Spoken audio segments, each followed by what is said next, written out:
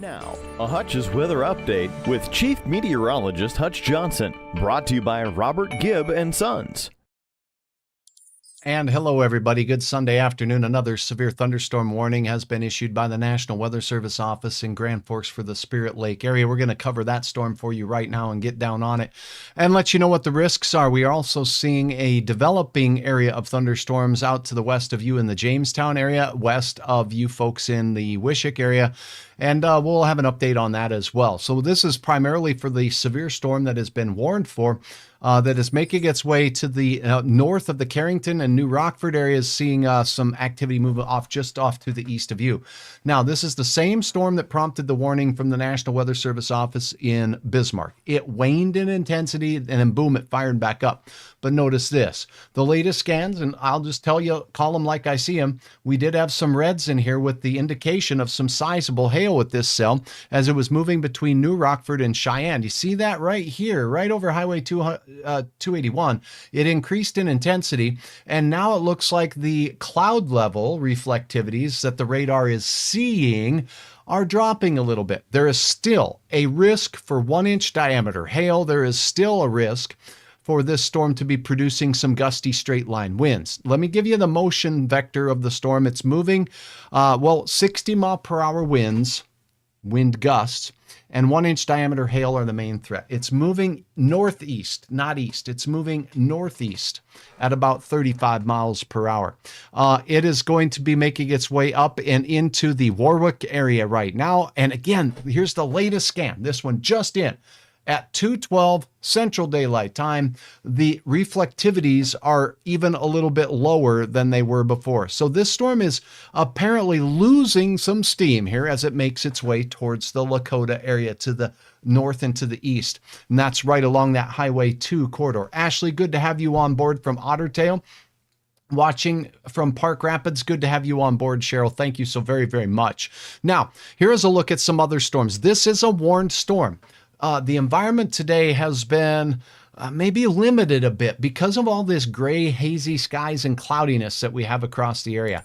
Showed this moments ago in an update, but if you didn't see it, we've got an area of sun here. We've got an area of sun, at least filtered sun in northeast North Dakota. And this big pancake you're seeing here is the one thunderstorm cell that's moving into the Lakota area.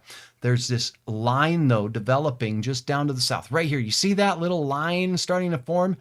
That's going to be the main event. We do have some more thunder showers out to the west there, west of Bismarck.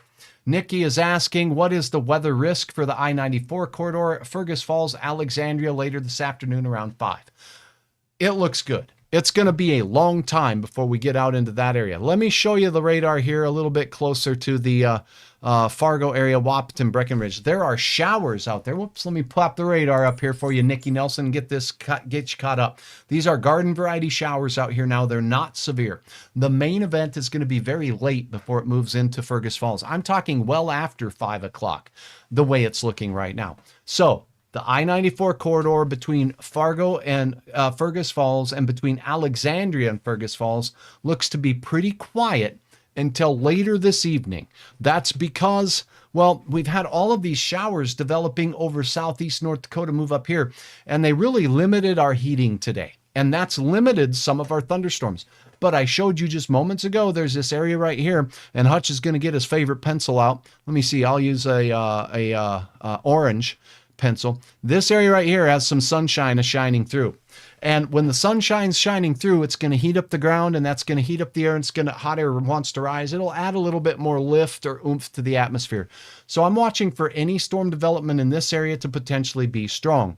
Likewise, we have some areas in northeast North Dakota up here, if I circle with my fun pencil, that have some breaks in the clouds as well. So any storms that form or move into this area, there could be some enhancement of the energy in the atmosphere in those areas. I'll be watching those closely. We do have the risk for all modes of severe weather. Looking down to the Aberdeen radar out near the Watertown area, we are seeing a few thunder strikes off and outside of the Brookings area here into southwest Minnesota. Now, those storms are below severe criteria. They're not threatening at all right now, the way things are looking. A little bit of thunder and lightning with them, but just some garden variety heavy rain working its way through these areas right now. So the risk is still there. We do not have a severe thunderstorm watch in effect right now, but we do have strong thunderstorms. And in fact, I've got a new statement to query for you from the National Weather Service. This is a special weather statement. I'm going to switch to the radar, and you can see that much of Towner County here getting inundated with some very heavy rain. Let me take a look at this. This storm looks like the strongest one out there right now. It's a long ways from any radar, so it really is what we're looking at is high up in the cloud. And as we look up towards the Edgeland area, we're looking up there toward the Highway 281 corridor, going up towards Rolla, just outside of you in Rolla. This storm capable of some hail just north of Rock Lake. As the crow flies, let me measure that for you. This is literally just north of Rock Lake by just a skip, hop, and a jump. Sorry, I got to turn this off, move it north a little bit to get my tool to work correctly. So the hail core, as far as from Rock Lake goes, only 2.5 miles north of town. Okay, so that hail core is moving up into rural parts of northern Towner County right now. Let me give you some indications as to the movement of that cell, moving northeast at about 35 miles per hour. You can expect up to 1-inch diameter hail from that cell.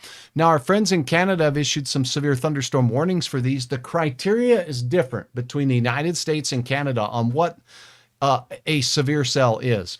Back in the day, here in the United States, we used to warn storms for 3/4 of an inch in diameter hail. Now that's been bumped up to 1-inch hail. They don't get warned for unless they are capable of producing 1-inch diameter hail. In Canada, it's still smaller than that. So some storms that are moving out can prompt warnings in parts of Canada. And again, these storms definitely have been quite strong. Let me see if I can turn on the warnings for Canada here as well. Okay, I think I've got them on. Just double checking. Okay, let me see. Here's Canada. So if we zoom out, I'm not seeing any warnings right now up in Canada. So this storm here, going through Towner County, will be moving up into parts of southern Manitoba here fairly shortly. It's pretty stout. It's going to be off to the south and to the west of the Manitou area. It's off to the east of Killarney, where we do have a strong to severe thunderstorm working its way up.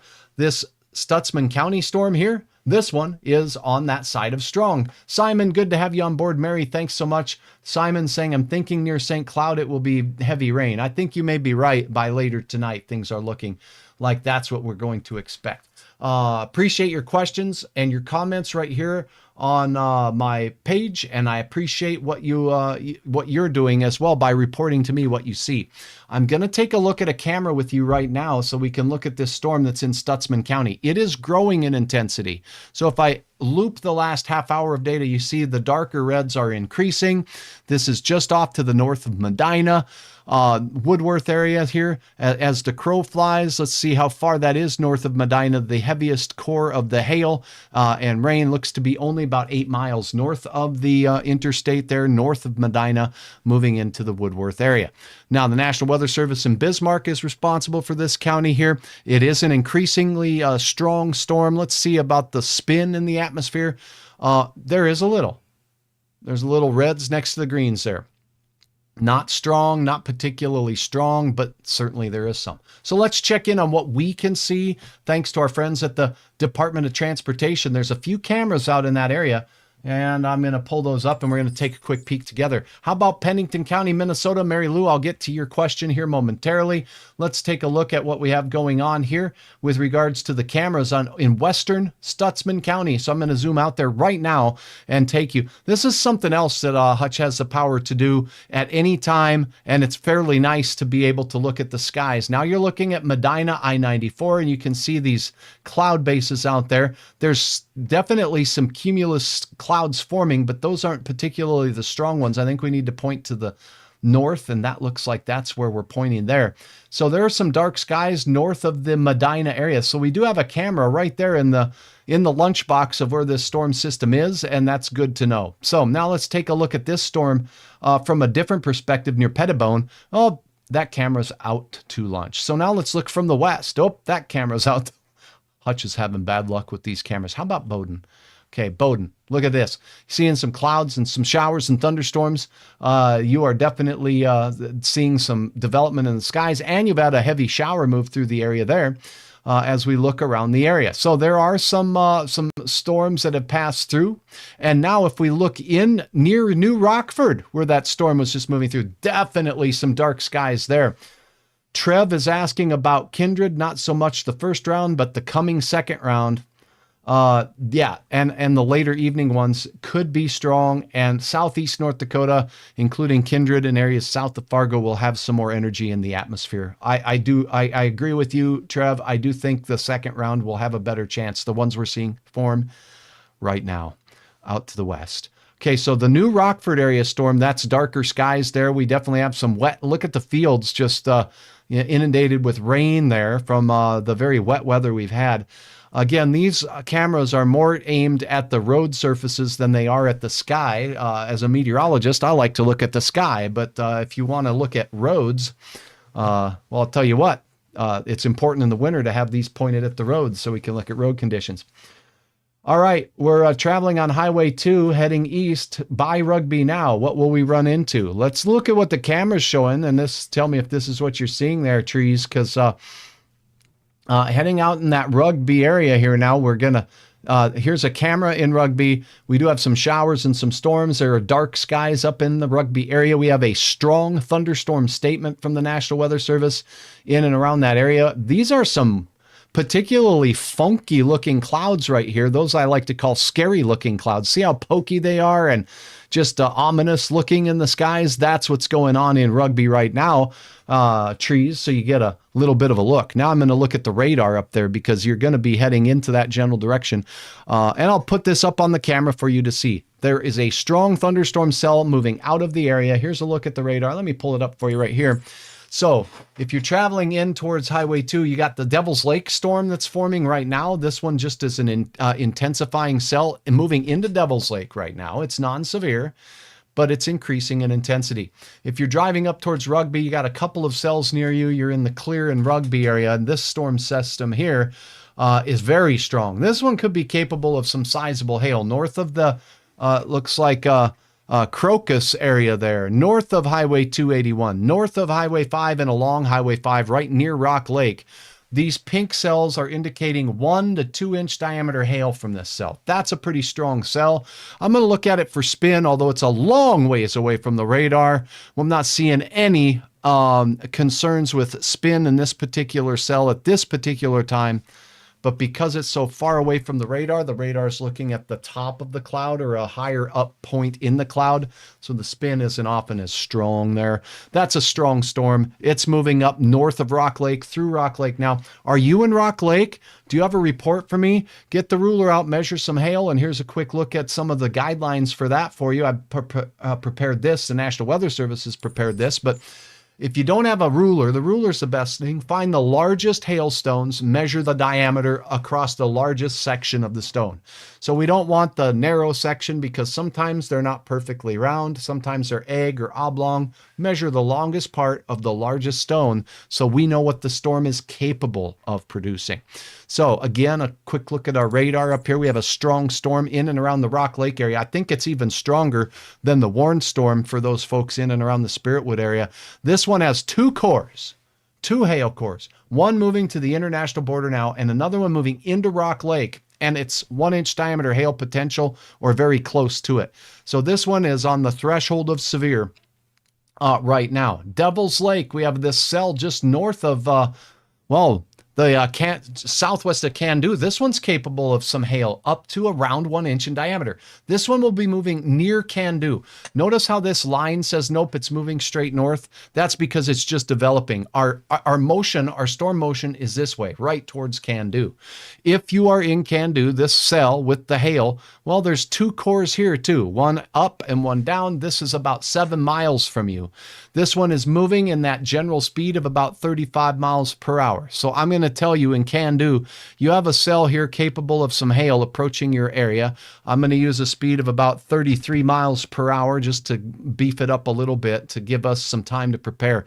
About 15 minutes from right now, there's going to be a strong cell. It's not warned for yet, but this one is capable of some sizable hail heading into Candu. Gusty winds over 50 miles per hour could be possible from that cell as well. If you're in the Edgeland area, 34 minutes or so, it should be in your area. So for a time, In Candu, 15 minutes from now would be 33:38. So at about 38 minutes after the hour here, we'll have that cell moving right into your area. And look at northern Towner County just getting drenched. Hey, if you're in the Devil's Lake area and you're in the Spirit Lake area in Lakota, there is a warned storm for this area. Let's zoom over here. This warned storm has weakened substantially, but it is moving in that general direction of Crary, just south of Crary, and is going to cross over the Highway 2 corridor. It is severe, and gusty wind remains probably the main threat at the present time. We could have hail with it for sure. It just looks like the hail risk has diminished. But if you're in Devil's Lake and points north, do you see this pink cell right here? That one's increasing in intensity. So these storms are flirting with severe. They're pulsing up, getting strong, pulsing down. If you are in Grand Harbor, if you are in areas just to the north and east of Devil's Lake, including just north of the Devil's Lake Airport, this pink cell with some hail potential is moving in your general direction. It's moving northeast. It's moving at about 35 miles per hour. That puts it in this general area in the upcoming periods of time. So if you're in Sweetwater or Darby, it looks like it's going to miss Devil's Lake proper with the main hail core. Andrew, thank you for letting me know the broadcasting is acting up on your end. I'm going to check my integrity of the signal here. So give me 1 minute while I do that. And I appreciate you being patient with me in real time. According to my broadcast that I'm seeing, I'm not dropping out on this end here. I've got good upload and download speed right now, so I'm not telling you it's on your end. It certainly still could be on my end, but thank you for letting me know, and I apologize for it being a little clunky, if you will, on the side, and it's important that you let me know. Thank you so very much for doing so. Okay, Devil's Lake, that storm is increasing in intensity. That storm's getting strong. The one moving towards Candu is still relatively strong. It's moving in your general direction now, and we just talked about that. And look what's developing out in Kidder County, and I'm not kidding. These storms here are increasing in intensity, so we'll keep our eyes on those. Let me take a look at a couple of other things here before I let you go. The warning in and around the Spirit Wood Lake area is still in effect for 17 minutes. So hail and gusts to 60 miles per hour are going to be a possibility from that storm as it moves in the general direction of Lakota. I'm going to check in on the DOT cameras because I do have one in that general vicinity to take a look at near Lakota. Let's see what it's seeing. Darkening skies. We'll be able to keep an eye on this camera as that storm approaches the area there near Lakota. How about Devil's Lake? This is a great camera position for the storm moving into Devil's Lake. And I am seeing darkening skies. Another thing Hutch is seeing from the looks of these are some pretty high base thunderstorms. They're not kissing the ground at that particular location. The lower they are to the ground, then the more risky we are for having some more strong storms. The ones that have high cloud bases can sometimes produce some very, very nasty wind gusts, though. All right, Kidder County, I'm going to check in on the cameras in your area here just to see what we're seeing. That's off to the east of the Bismarck area. Let's go out towards the county border with Burleigh County. That lens might be dirty. I don't think it's that stormy. There's the storm off in the distance. I think we're seeing with the heavy rain cell moving and developing now in Kidder County. Northwest Stutzman County, north of Medina. Let's look at that. Now, these cloud bases are lower. Do you see the difference between what we were looking at near the international border and these cloud bases here? These are more tied to what's happening on the ground. The ground air rising up, and these are becoming more surface based is what we like to say. So these cloud bases are a little lower as we look into Stutzman County. That means that we'll be watching those very closely here. That's the view from Medina. Let's get out here toward the Woodworth area. Nope, the image is still not available. How about for you folks up and around the let me see if I can get in towards Findlay and Devil's Lake. Okay, let's go. I'm going to take one more look at Lakota.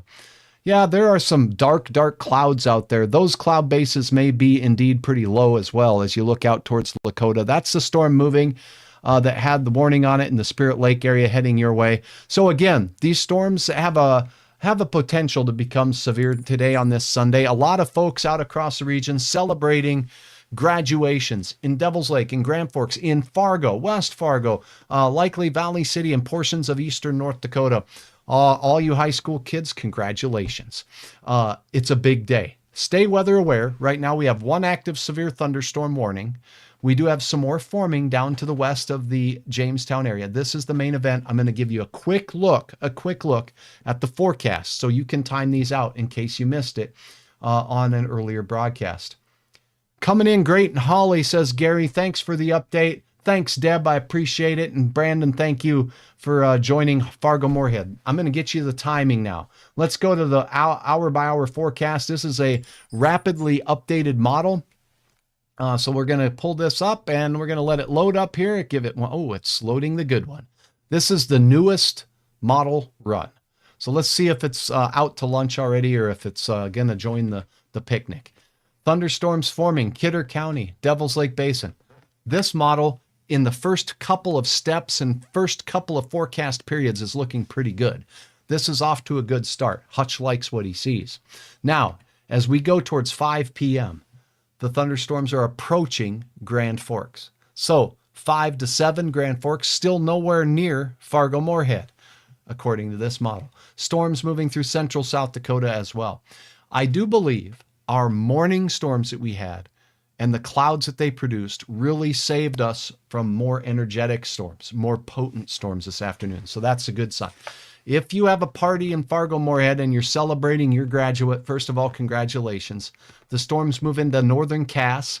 It looks like the timestamp on this is 6 p.m., so dinner time. After that, we get into the 7 time frame. We got this backward C shape. They could have some very windy storms. And these storms bending down through Dickey, Lemoore County, and back out towards our friends in the Napoleon, Ashik, Wishick area, and heading into northern parts of South Dakota near Corson County. Those storms are going to be drifting to the south and east. Now, they move into lakes country. We'll keep our eyes on the risk for severe tonight. The threat is not going to last into the overnight, or at least it wasn't. Let's take a look at this newest model. Your timestamp here is midnight. Okay, so as we approach, let me see. This is not midnight. This is 11 p.m. Here's midnight. See how they're almost pretty much out of our area? The Sisseton Hills, Lake Traverse, on out towards eastern Otter Tail County, Wadena County, the Brainerd Lakes area. Windy thunderstorms with the potential for a little bit of severe will still be there as we go into the late evening hours, and then it'll pretty much be out of here. It's going to head toward the Twin Cities, St. Cloud, Alexandria a little later, but it looks like after 9 to 10 o'clock tonight. So the risk for severe tends to show evidence that it will be waning tonight on this model. Let's look at one more model that should be coming in. Oh, it's not quite in yet. Let me show you this one though. Okay, this is for about now, and the radar does not look like that. So this model, get out of here. We're done with you. This model, no good. Now let's go to this model. See what we got here. Okay, this one might be a little bit better because it's showing as we head into the late afternoon hours some development along the South Dakota border. We're seeing that. We are seeing the Devils Lake storms here that are marginally severe. They're pretty strong. And moving through Towner County, we've got a new statement from the Weather Service for those up to 1 inch diameter. A new warning has just been issued, Stutsman County. So for those of you in Stutsman County, let's go ahead and take you to the storm we just showed you north of Medina. We're looking at it on the thing. Look at all the pink in this cell. 1 inch diameter hail. Let's take a look at the Weather Service's consensus on this storm. 60 mile per hour wind gusts and 1 inch diameter hail are the main threats from the storm. Front and center on Hutch's weather here. You can see what the threats are. Let's go to the closest radar so we can look at the National Weather Service radar in Bismarck. The pink core just to the south of Woodworth by about 3 miles, that's the hail core. And the hail estimate, 1 inch diameter hail from this cell. It's moving. This line says it's moving more north than east, but if we look at the loop of radar data, the track or the atmosphere's flow is this way. So I can't go by this line. I'm going to go by Hutch's gut. And we're going to go with my gut. Here we go. Woodworth, moving northeast. 35 miles per hour has been the general flow of these storms. It's on its way towards Goldwyn, Vashti, and Edmonds. 7 minutes. It will be near the Goldwyn area. So prepare for very large hail, wind gusts upwards of 60 miles per hour. And if you do have a chance and you see this puppy move through your neck of the woods, let me know what you're seeing. You might be getting a few hailstones in and around Woodworth. Sometimes these thunderstorm updrafts lob the hailstones way up high in the atmosphere, and then they fall back down in other places. It's heading on in the general direction of Edmonds and Pingree and Kensal in the upcoming half hour to 45 minutes. So we'll be watching Edmonds. You'll have a chance at seeing this stout thunderstorm work its way through.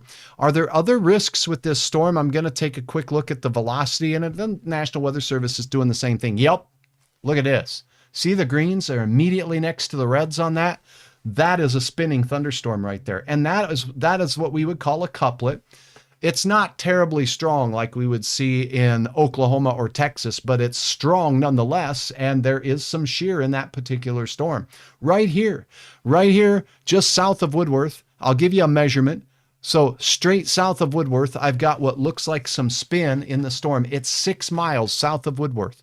Are you seeing anything from this storm? Seek shelter in that interior room away from windows. It does have some spin to it. There's no tornado warning. This does not mean a tornado is on the ground, but it does mean it's something we should be watching. Here's a look at the base reflectivity, and I'm seeing the same thing. Okay. I'm seeing that this storm has got the spin in the same area that it did on the other display. And I'm seeing that it's pretty stout right here, just south of Woodworth, north of Medina. How far north of Medina? If you're in Medina, this rotation is 10.5 miles north of you. And that spin in the storm. Again, doesn't mean a tornado's on the ground. Hutch is not issuing any tornado warning. I'm just saying this storm has rotation. We talked about this last night, but along and between Highway 200 and Interstate 94 at the onset of storms, there looked like there would be some spin in the atmosphere here. And that could be showing up in this particular scan. Let's go back, and I'm going to look at a couple of other things here and tell you if there's anything that makes my elbow click. Let's go ahead and look at the dual pole stuff here. So dual polarization radar can help us pinpoint where the biggest hailstones are. And what we're seeing here, I'm not seeing huge, enormous hail. That's a good sign. But let's take a look at another product here. What it can help us watch for is some debris as well. So we definitely have a spinning storm out there, and I'm not seeing any indication of, well, there is. Not too far from where we saw the spin.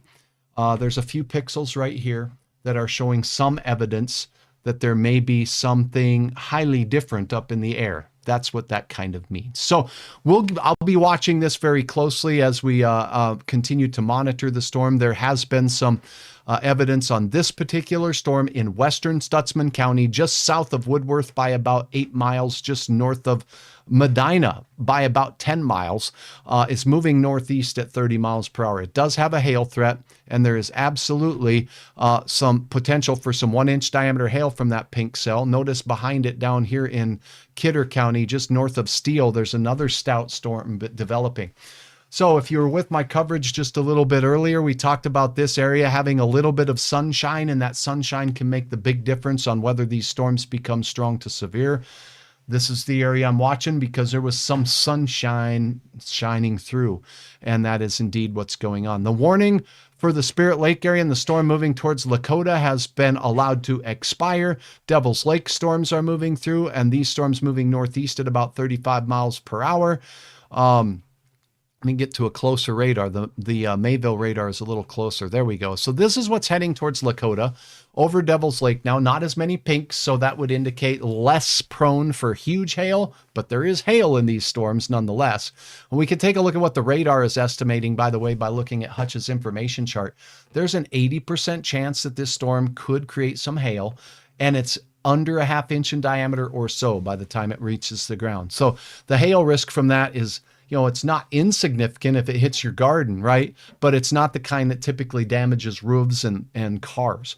Can do. This storm here over your area, did you get some stout hail in the Towner County area? I'd love to hear from you. Tie down the trampolines, Deb says. Good idea. Is there going to be a watch issued? Josie, I have not heard from the Storm Prediction Center nor from the local National Weather Service office that they were going to issue a watch. The reason, and I cannot speak for the National Weather Service office, but the reason is likely because of all the clouds and showers we had today, limiting the sun, which limited the energy available to these storms. So maybe not as widespread and maybe not quite as strong as it looked like we could see yesterday. But I've already spoken to the storm out here to the area that did get some sun, and those are the areas Hutch will be watching tonight. So I have not heard any talk about a watch. I'm going to look on the SPC page right now. That's the Storm Prediction Center page for those of you wondering. And I'm going to look for their latest.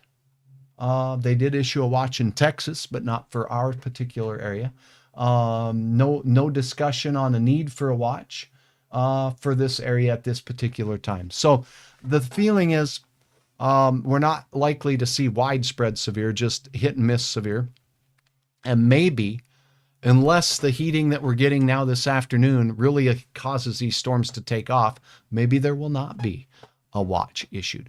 The ingredients are here, though, for some strong thunderstorms tonight, some large hail in and around and heading into Woodworth right now. Batten down the hatches if you're in Woodworth or anywhere from Woodworth, basically east on 36. This hail core is getting ready to move over the top of your area. If you do have the ability to, safely get out and see what this storm is producing there, this is the area of concern with the storm, right over Woodworth, northern Stutsman County. Edmonds, it's moving northeast.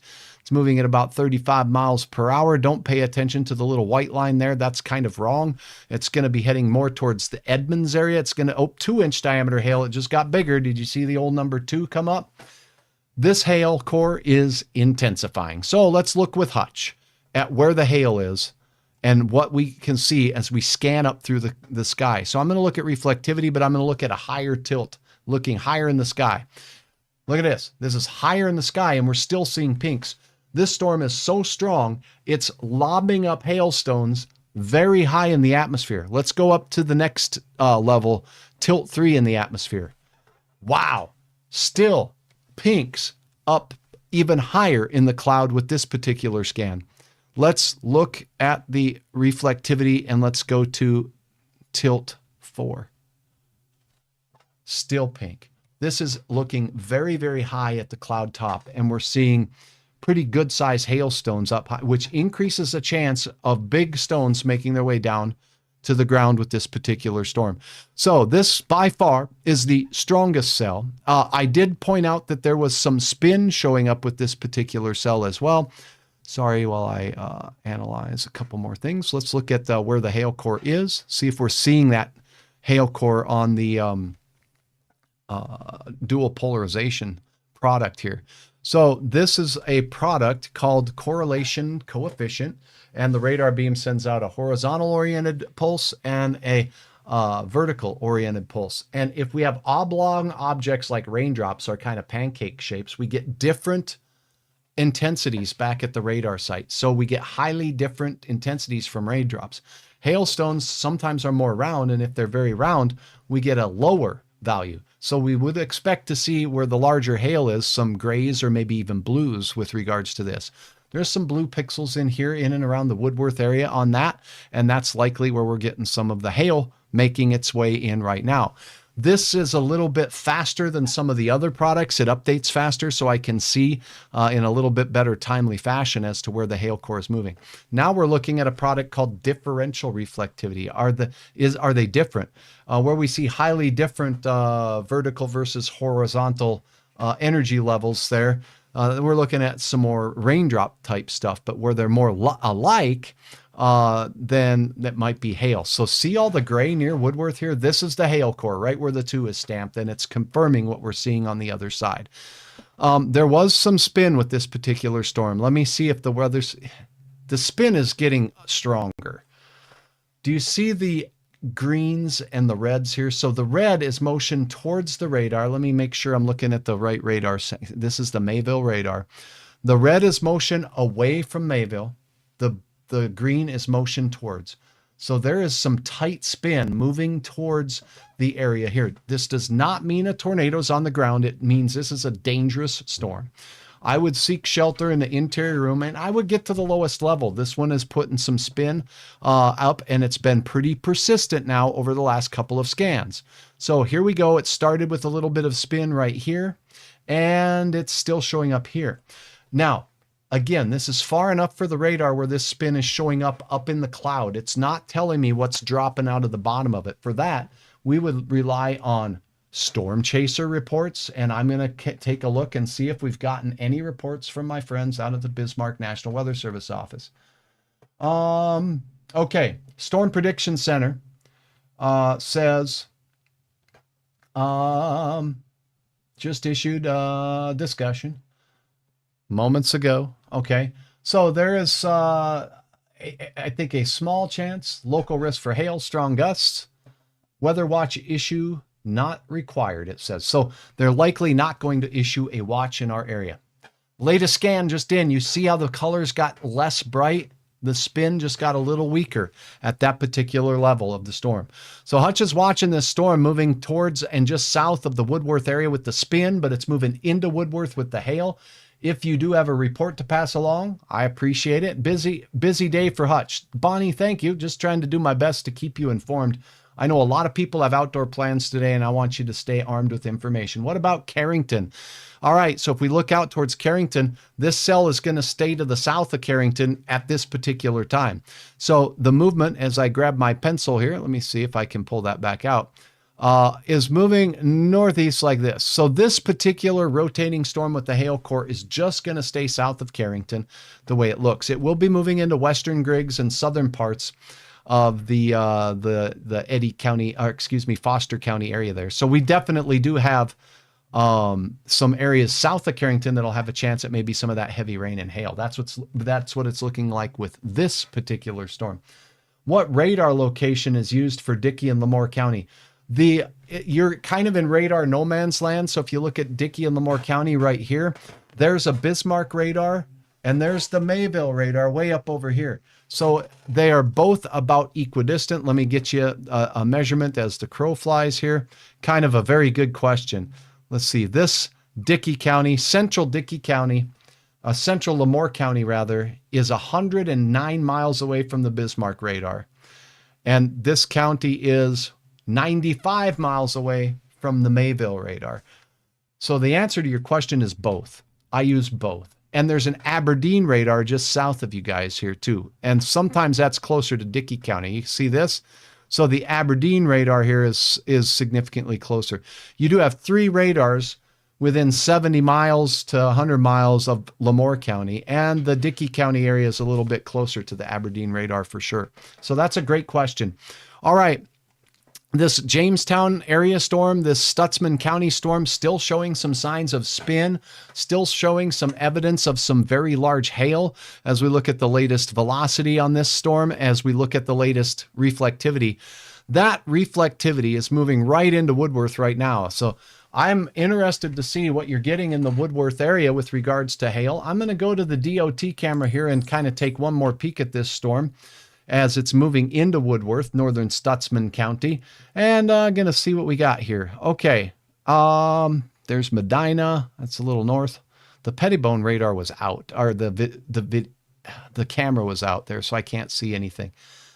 So I'm looking from the Medina area, which is quite a ways away, as you know. So I don't think I'm going to be able to see too much with this particular camera view for this particular storm. Let's see if I can look south from the Bowdoin area. Yeah, it's looking dark. Can't see anything out of the base of the storm. It's a little bit far away from the cameras I have available. So this is a great time for me to say we need you to provide your reports. So if you have any reports at all of severe weather or hail in and around the Woodworth area, if you have reports of hail in and around McCluskey right now in Sheridan County, I'll put the radar back up here. We do have a very strong and strengthening cell out here near McCluskey right now. That storm is developing and it's going to be capable of some sizable hail of close to 1 inch in diameter. In and around Fargo-Moorhead, if you are in the Fargo area, we're going to have passing showers, maybe some rumbles of thunder as we've had on and off throughout the day. The risk of severe here, quite low right now. Looking up in the area of Nelson County, Lakota, south all the way in towards Binford, this is just garden variety showers right now, but there is a very strong thunderstorm down here skirting right along and south of the Highway 200 corridor, north of the Interstate 94 corridor that's spinning and showing some signs of rotation. Do you have an estimate on the time and the track available? Nick, thanks for the question. Let me just go over the basics with this. And for those viewers of you in Winkler, I know I have some viewers in southern Manitoba. Appreciate all of you. You have severe thunderstorm warnings from your local weather service, Environment Canada, up there in and around Winkler. There's a very stout thunderstorm here just off to the west of Morden. It's moving northeast at 30 miles per hour. I know, I'm sorry, that's in the American units, if you will. But it's moving northeast at about 35 miles per hour, and it's moving away from Morden and away from Winkler. If you are in this area here, it does look like, let me see what the warning says for this area. Thunderstorm warning, Environment Canada tracking a storm with nickel hail and heavy rain. So the threshold for severe storms in Canada is different than it is in the United States. This cell just off to near Morden here, that one's stronger. That's more than nickel. Let's see what they're tracking here. Oh, they just issued a warning for the Miami area. Let's see what it says. So Environment Canada, nickel hail, nothing more from that one. Let's see what they say with this one. Heavy downpour, nickel hail, and heavy rain. I do think this particular cell right here crossing the Highway 3 just south and to the east of the Manitou area, this is south and east by 6.5 miles. That particular cell is going to be capable of some slightly larger hail than nickel, the way it looks to Hutch. So that's a look at Canada. Here we got these storms rolling their way through Towner County, pushing into the western reaches for you. Boy, so if you're in the Walhalla area, there's a pretty strong storm heading in your general direction. Munich, Hannah, and Wales, all in the path of some strong and windy thunderstorms here, but just below severe criteria. Tornado warning has been issued. Okay, please pass the word along. We have a tornado warning issued for Stutsman County. I've been tracking this one and we've been talking about it. Let's get to the basics from the National Weather Service. This is an observed tornado, northwest Stutsman County until 3:15. The tornado is on the ground and is confirmed located 5 miles south of Woodworth, exactly where I told you. And it's moving northeast at 5 miles per hour is all they say it's moving. So that's a very slow moving tornado. An observed tornado is on the ground. Please pass the word around for me because a lot of people got notified when I went on the air with this. And let's just do an @ everybody here. Or let's do an @ friends. So if you have friends that are watching, tag them in this, especially if they live in Stutsman County. Tornado warning. Let's get to the radar. I already showed you where we were seeing some evidence of possible debris with this storm, but now we know that there's been one observed on the ground here. It's producing upwards of 2 to 3 inch diameter hail. Woodworth is going to be more apt to see the hail first. The spinning part of the storm is right here just south by about 5 miles south of Woodworth. Here is a look at the latest radar's velocity. This spin in the storm is located right here where we have the greens and the reds next to each other. This spinning motion is moving north and east, so it's mainly over rural portions of the county right now. If I measure for you exactly where that rotation is from Woodworth, the center of the rotation is only 4.9 miles due south of Woodworth. It's moving northeast. And the movement of the tornado, they say, is 5 miles per hour. Let me take a look at that. It seems like the storm's moving a little bit faster than that, but let me get an hour's worth of data. It's moving slow. Yeah, it's just sitting there. It's nearly stationary. Okay, so now let's take a look. Boy, we got some intense velocities showing up here. Let's go ahead and take a look at how fast the winds are that the radar is measuring here. Okay, so inside the storm, you got winds coming toward the radar, away from the radar. Let's see, in Bismarck, it looks like at about 50 miles per hour, and toward the radar here a little bit less than that. So there is some pretty strong spin showing up, but this is what it's seeing at cloud level. A tornado warning has been issued by the National Weather Service for Stutsman County. This is north of Cleveland, north of Medina, near Woodworth, just 5 miles south of Woodworth. So a couple of things to keep in mind during a tornado warning. We want you to seek shelter in a sturdy structure. Sturdy structure is one in which you basically have a structure that's anchored to the ground. So we want you to get out of things like mobile homes, manufactured homes. If you're out at the lake, get away from those and out of those kind of structures and get into something that's going to be more sturdy as we go through the movement of the storm. The winds created by these type of storms can throw debris, and they tip over things like mobile homes, manufactured homes, and the like. So we want you seeking shelter in that sturdy structure, away from windows on the lowest floor possible. So again, tornadoes like this one here, this is not an image of what's going on right now. This is a sample of a tornado. But when the funnel cloud makes contact with the ground, you start seeing debris kicked up. That debris, be it sand, dust, dirt, rocks, tree branches, or cows, like in the movie Twister, can cause that debris to fly through the air at 100 miles per hour or more. So all the debris pieces become like little bullets. So those projectiles that are heading your way are what you want to protect yourself from. All the projectiles, folks, fly around at ground level or above. So if you can get below the level of the ground, you give yourself and your family the best chance of surviving a tornado. So we have an active tornado warning right now. I may go to my Facebook page and tell people right now. I'm going to just make a post here. Tornado warning. Pardon me while I do this in real time. For Stutsman County. See Hutch's live now. Okay, so now I hope that you can help me pass the word too, so people can check out the live broadcast of this. This is where you want to get down to the lowest floor, seeking shelter in an interior room away from windows. You don't want to be by windows when flying debris is flying around out there. And the spin is intensifying. So let's get right back to the radar here. Okay, so folks, if you're in the Medina area, north of Medina by a little more than 10 miles right now, we have a tornado warning. This is an observed tornado. It's on the ground. It's 11.5 miles to the north. Can get to the right radar screen here for you. It's 11.5 miles north of Medina as the crow flies. And it is very close to Woodworth. It's very, very slow moving. The movement of this storm is darn near stationary, but it is south-southeast. There's the center of the circulation. It's 4.9 miles still south-southeast of Woodworth. This storm is moving in the general direction of Pingree, but it's very, very slow moving. The Weather Service has it pegged at 5 miles per hour. So I'm going to take another analysis of this, and I'm going to go back in time and locate where the couplet was when it first became visible. Okay, and I'll note the time when I first see it. There it is. Okay, so I see it right here where my hand is. That's when it was first visible. Let me get to the time on the display.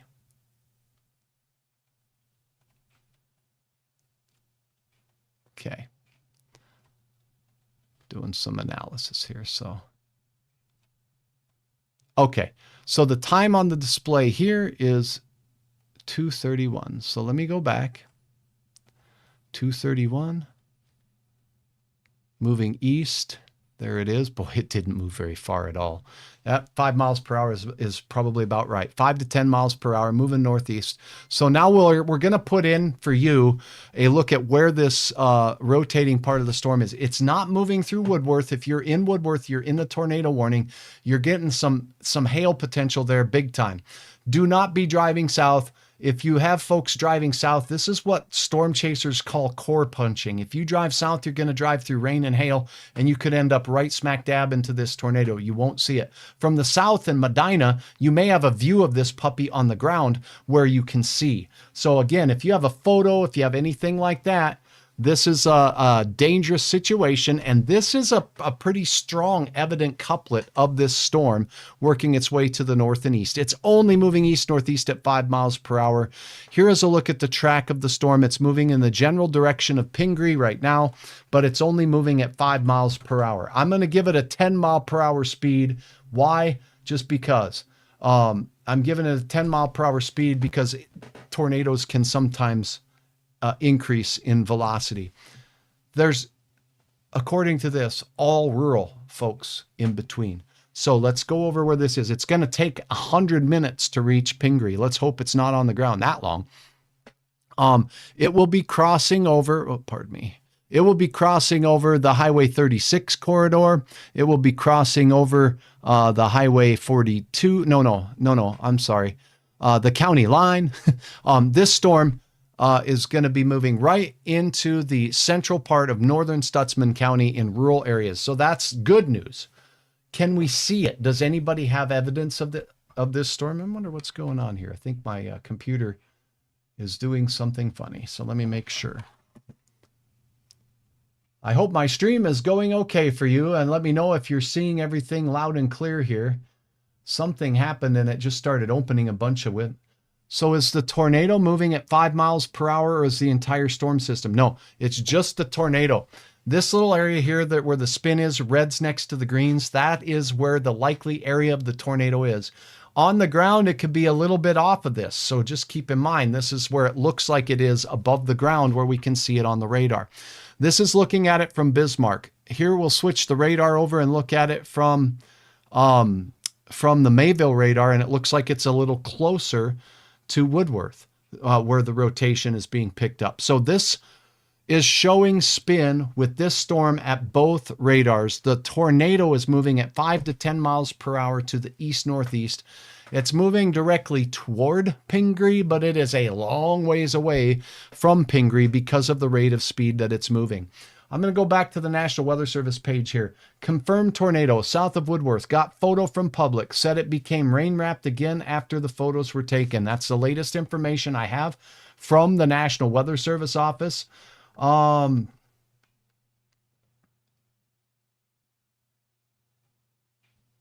Okay, I'm just catching up with what the Weather Service says. No, this storm is definitely rotating, and if you've been watching Hutch's coverage here, there was some evidence of spin early on. Now that spin is becoming more broad. The brighter colors are moving farther out from the center.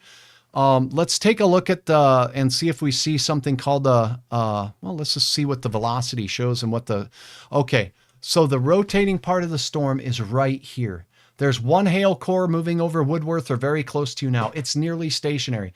This storm has been dumping hail in this same area for an inordinate amount of time. I'm going back an hour. Look at it. It's sitting here. So this whole storm is just sitting here, and it's pounding this area with very heavy rain and hail. So Woodworth and points south, you're likely getting hail after hail after hail, and it's just not moving. The rainfall could potentially be causing some flash flooding around Highway 36. So anywhere between Pettibone and Woodworth, I'm concerned about the risk for some sizable rainfall amounts. And I'll go ahead and take a look.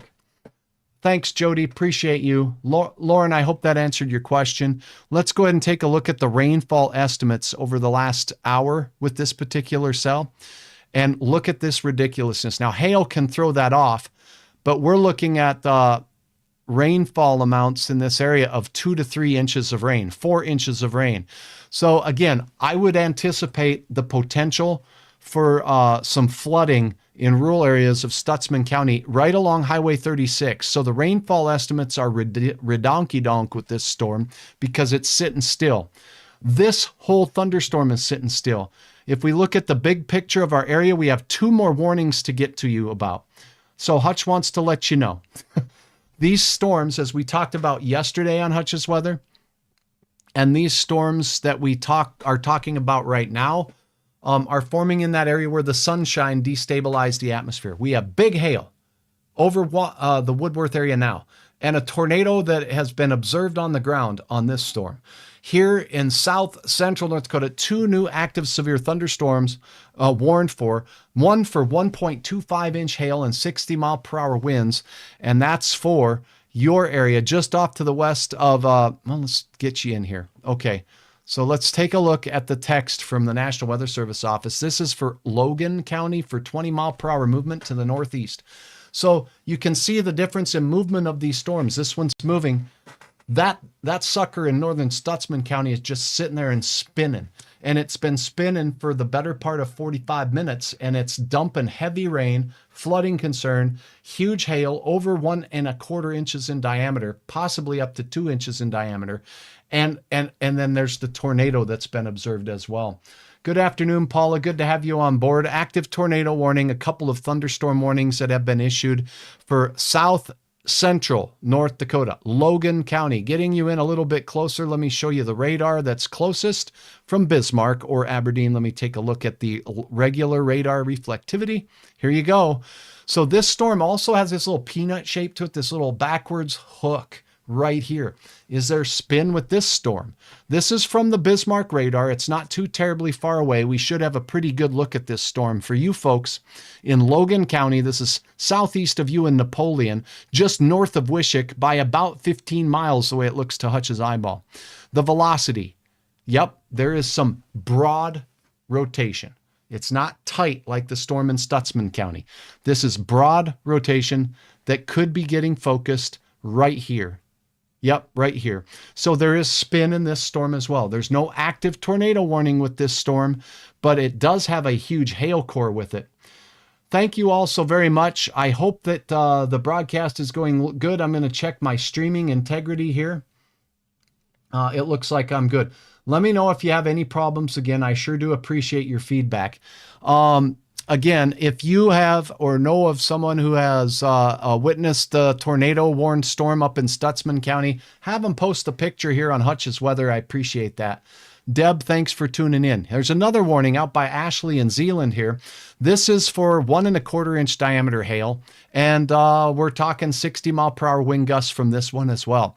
This one, notice we don't see a lot of greens next to reds with this particular storm. So this one is not organized and spinning as of yet, but it's a little bit younger than the storm northeast of it that's moving through Logan County right now.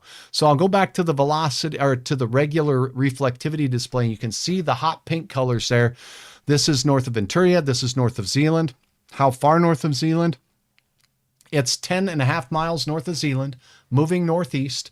See how fast it's moving. It doesn't look like it's moving too awful fast. No, it's crawling along. I'm looking at the better part of an hour's worth of radar data here. Yeah, that's 1 hour, and it's only moved from Hague to where it is now. It's only moved 8 miles. That's moving 8 miles an hour. So some of these storms are really slow. Thank you for watching, Angela from Lemoore. Good to have you on board. We do have storms off to the west of you that have become severe. The one straight west of you in this area here near Fredonia and just off to the west, that one's spinning. So there's some rotation with this particular storm and pretty sizable hail estimates here by the Doppler radar as well. Where's it spinning? Right here. So when we have spinning air, it acts like a centrifuge and it can throw hailstones and raindrops out of the radar's view. So it looks like there's nothing there. That's where the spin is. If we look at the velocity signature on this particular storm, we're going to see it's right here. Yep, we got the greens next to the reds. There's good news though. The spin isn't as strong as it was a couple of scans ago. This is with the storm that's down here. There's just a little bit of weak spin with this storm. Watching it close. Prepare for large hail. This storm is moving slow, like 10 miles per hour towards Judd. Let's give you an idea of where this one's heading. This is the direction of movement. And then let's see if there's any communities in the path of this one. I'm going to give it like a 13 mile per hour speed. Okay. All right. Nope. All rural. This one's staying rural for the time being. Same thing with the Zealand area storm as well. All right. Let's take a look at the tornado warned storm, Stutzman County. Boy, we're getting busy here, folks. Another warning just issued for you folks in Goodrich, Hertzfield. This storm here moving out of McCluskey. We talked about this moments ago. 2-inch diameter hail with this cell. Looking at the Weather Service expectations for this Wells and Sheridan County storm. Until 4:15, this storm is moving east at 25. Much faster movement with this storm. And again, hail is going to be the main threat. $50 sized hail. It's radar indicated. Damage to vehicles is likely. If you're in Goodrich, if you're in Hertzfield, Denhoff and Chaseley, you want to seek shelter away from windows and put the vehicle into the garage. Now, this storm is a long ways away from the Minot radar, the Bismarck radar, and the Mayville radar. This is the definition of radar no man's land. We are looking at the top of the cloud with that one. Again, now it's 3-inch diameter hail estimate. Okay, so this one's growing strong, fast. Let's go back to the reflectivity display and look at the blues in here, just north of Denhoff. This thing is going to be capable of some damaging hail, seriously damaging hail. And when hail falls out of storms, the gusty winds pick up. Do you see this backwards C shape? There may be very strong winds coming from west to east along the northern fringes of that particular severe thunderstorm. Here's a look at a tornado-warned storm. This has been nearly stationary south of Woodworth. It looks like to me we could have another one forming. We got this one here. That's one couplet. That's where the tornado warning is. This is another one that's starting to show a little bit of a hook shape to it too. Let's get to the reflectivity data here and see if we can see the spin. Yep, here is the main event. This one's still showing strong spin, and it's not too far. It's moving east. It's crawling east-northeast at only about 5 miles per hour.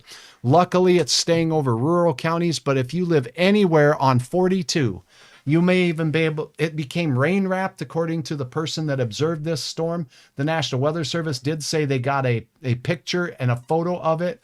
Thanks, Mitchell. Thanks, Lynette. Is the storm heading towards Cullum? This one is not. This one is in northern Stutzman, and it's not for you.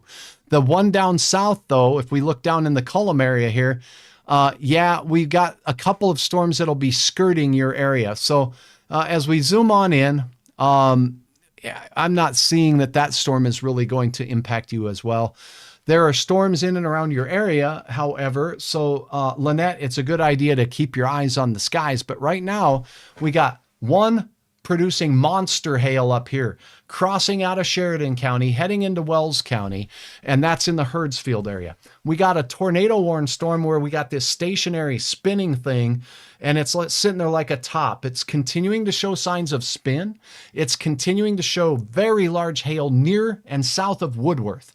In those areas, prepare for huge hail, gusty winds, and a tornado that has been observed on the ground. Will we get to see the tornado photos? Lauren, if I get them, or if somebody does and is kind enough to share them with me here on this broadcast, we'll all get to see them in the comments. But as of right now, no, I have not seen personally with my eyes the view of this particular storm's tornado. It was a photo shared by the public with the National Weather Service office in Bismarck. So that's how we know there was a tornado on the ground. I can take a look by camera and take a look at some of these cells, but I do want to take, again, a moment to emphasize that if you are in rural portions of northern Stutzman County, this is a dangerous storm. The spin is still there. It's not as strong as the last scan, so that's very good news, but this one has a history of a tornado on the ground. It's continuing to show spin, and it's continuing to show heavy rain. I do think flooding is going to be a problem in and around the Highway 36 area as this storm continues its trek off to the east. It's moving so slow over the last hour. I will show you the radar loop for 1 hour, and you're going to see it hasn't moved anywhere. And this storm on the backside is starting to take over. This one may start to spin as well.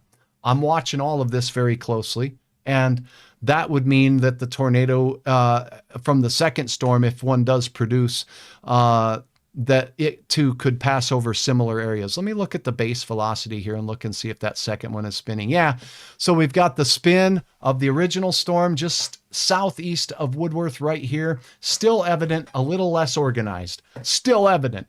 5 miles per hour moving off to the east-northeast. A very weak spin right here. That's weak, but it's there. And then looking here, there's more weak spin from the other storm that's forming downwind. And this one, the Weather Service's arrow, the radar says it's moving that way. It's not moving towards Bismarck. There's no way it's moving towards Bismarck.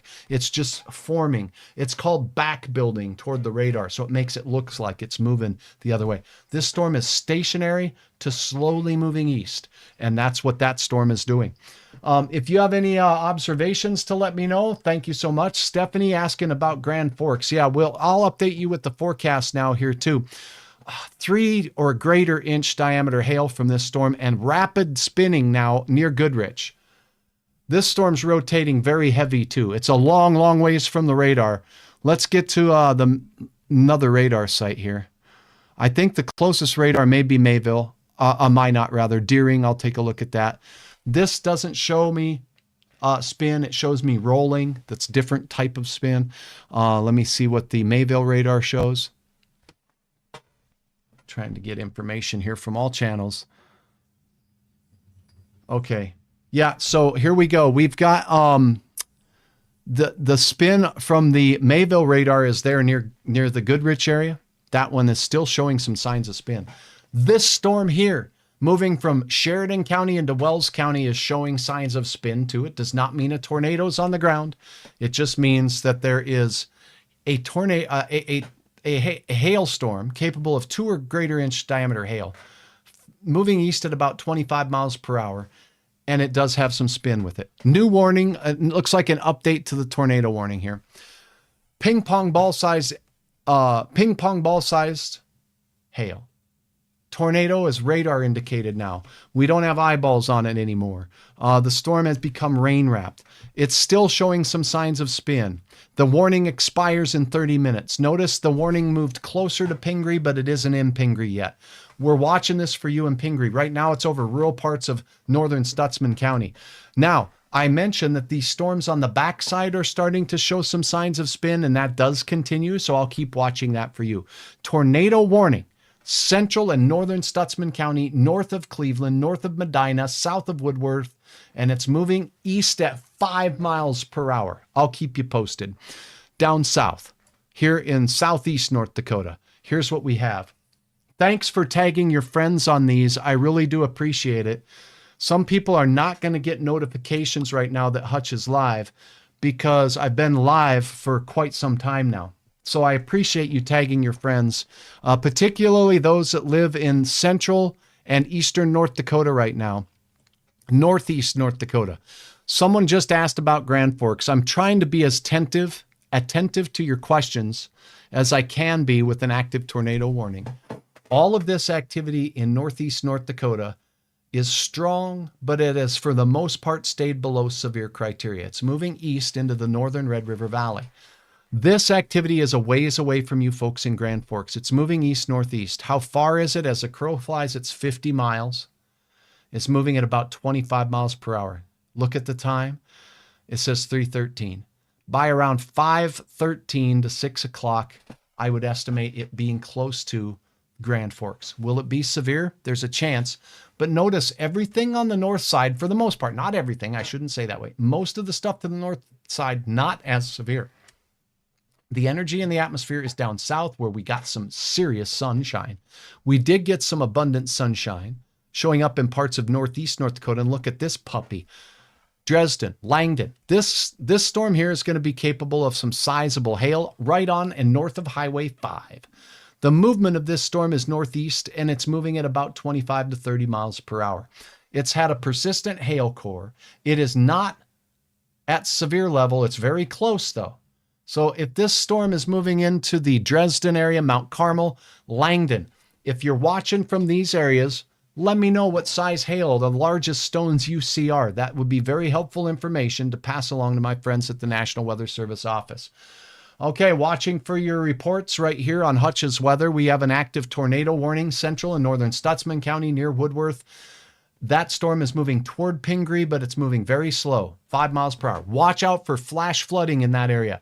I've got estimates of upwards of 4 inches of rainfall. Active severe thunderstorm warnings from the National Weather Service office in Bismarck down south. Let's get you caught up on the Wishick area storm. Look at this puppy. For the last hour, it's kind of just sitting here just north of Wishick. Okay. So what is that? Green Lake area? It's right by there. At any rate, this storm system layer is just sitting here, and it's producing some significant wind as well. And it's also producing some heavy rain. So this storm is just sitting there. And I think flooding could be a concern with that. I'm going to switch over to the Aberdeen radar. I think it's a little closer. It'll give me a better idea. Notice how we're seeing more pinks. That's because the Aberdeen radar is closer and it's looking at a lower level in the cloud so it can see the hailstones. There's still some hail with this cell here. It's north of Wishick, but it's stationary. This cell here, north west of Ashley and north of Zeeland. It's north of Zeeland by about 12 miles. That storm is still capable of some 1-inch diameter hail. That one's moving towards Wishick. If you're in Wishick, that storm is moving. Well, let me get the National Weather Service's take on the movement of the storm. It's saying moving northeast at 25. That probably is about right with the atmospheric flow today. So now let's take a look at when it will be near the Wishick area. You're going to get rain first, but the hail core, should it persist, moving in this direction. I'm going to put it at 28 miles per hour because I like to make it just a little bit faster because there is a delay in broadcast time here. So I like to account for that the best that I can. It's going to be in Wishick by around 20 minutes from now. So it's about 3:20. So about 3:40, it should be near you. It'll be near or south of Highway 13. It does have hail potential now. It could be upwards of 1 inch in diameter, maybe a little bit bigger. Are those storms rotating? They are in an environment that could bring some spin to them. And I'll get to your forecast here as we break off just a little bit. Let's see the spin with these particular cells here. I don't like that look. Okay, so this is just looking at the velocity in the storm. Now let's look at take the motion of the storm out, which is fairly slow. I see from the Aberdeen radar that there are a couple of greens next to reds, but they're not alarming to me. This little area right here is fairly weak compared to what we were seeing in Stutsman County, but it is still there. So there's some weak spin or shear showing up with these storms. Whenever I see spin in the storm from the radar, we can't tell if that's on the ground because we're looking above at cloud level. Tornado warning for Stutsman County continues, but now we have a severe thunderstorm warning for the storm on its heels out here. Do not pay attention to that one saying it's moving south. It's not moving south. Let me take a look at the latest radar loop and we'll get you the real information, the good information. It's nearly stationary. See this one? It's not moving straight south. It's moving generally in this general direction. So it's moving east-southeast. And it's only moving about, there it goes. There, it just corrected itself. East-southeast at about maybe 10 miles per hour. This is going to produce inordinate amounts of rain, up to 1 inch hail. Here's what the Weather Service says.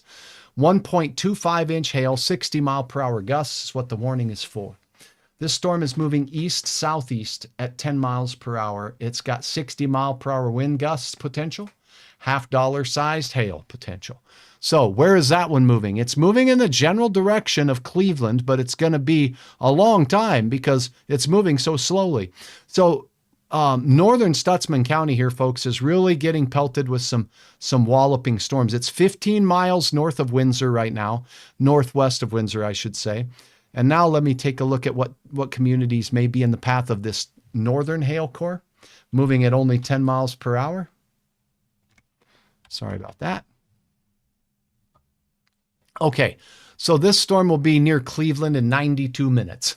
That's how slow it's moving. We'll keep our eyes on it. Right now, it's in rural areas north of Medina, north of Crystal Springs. Is the storm spinning? Let's take a quick look at that. Yes, there's some weak shear and spin with that storm as well. A little, could I ask for a little water? Yeah, water. Yeah, thank you. All right, so I've got help here, thank goodness. We do have some weak spin showing up in this storm north of Medina. By the way, let's take a peek now, since we're here, at the tornado warned storm. I want to look at this from multiple radars. We're going to start with the Bismarck radar. It's starting to get farther away from that radar, but there's still some reds next to the greens right here in the central part of the warning. That's where the rotation is, has been, and it's moving very, very slowly to the east. You can see just walking along. Look for this red pocket right here. See it walking along? That's the tornado. That's where the most likely area of the Doppler indicated tornado is. Rural parts of the county heading toward Pingree, toward the Highway 52 corridor, but it's going to be a long while before it gets there. Let's take a look at another radar site. Let's look at the Mayville radar for that same one. Thank you very much. I appreciate you. Pardon me. I could step off camera, but why not? Everybody drinks a little water. Okay, here we go. We do have the radar from Mayville showing the spin. It's showing the spin a little bit farther back to the west, but not by much. So they're pretty. Both radars are showing the spin in a very similar location. It's right in this area. It's weaker than it was a little while ago, but it's still there. So the tornado warning does continue. That tornado warning is also for ping pong ball size hail. The warning expires in 20 minutes, so I'll keep you apprised at about, 3:43. There's some greens and reds here, but they're not immediately next to each other. So the spin is not really, really strong or tight in that area. So that storm that is on the border with Kidder County and for you in Stutzman County is really, really showing some organization, but it's not spinning as tight. It is capable of some sizable hail, and it's continuing its trek off to the east. I'm looking for your questions. The rain has started in Fargo. So we do have a cell moving into the Fargo area here and more around us. The storms in Fargo are not fun for those of you having your graduation parties today, but I can tell you they are not forming in the main event line. That main event line will not get here to Fargo and likely until around between 8 and 10 o'clock, and then between 10 and midnight for our lakes counties. Will they still be this severe?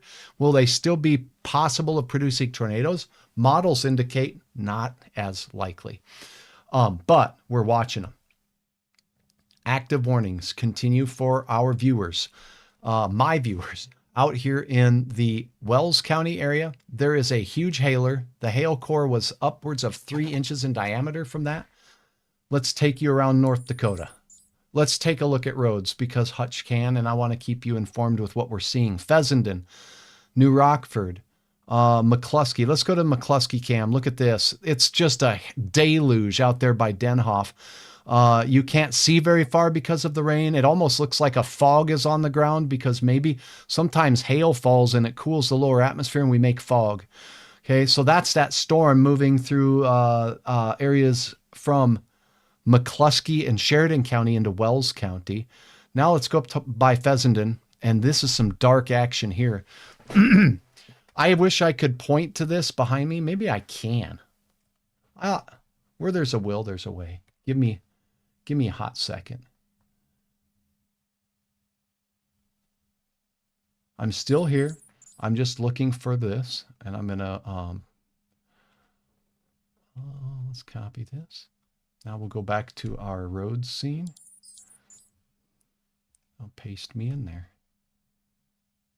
Why not? Okay, here I am. Now I can point at stuff. Why is this important? Because I want to show you a couple things about the clouds. So hello again, Hutch here. Let's talk weather. Let's talk North Dakota DOT cams. Thanks, DOT, for your network of cameras across the area. We're going live to Fessenden. This is a look at Fessenden, and as we look across the scene, we see how low the cloud bases are. We talked earlier, if you were with Hutch moments ago, I talked about cloud bases up near the international border were a lot higher than that, or at least appeared higher than that. And from high cloud bases, it's harder for rotation to get down to the ground. From high cloud bases, even raindrops can sometimes evaporate before they get to the ground.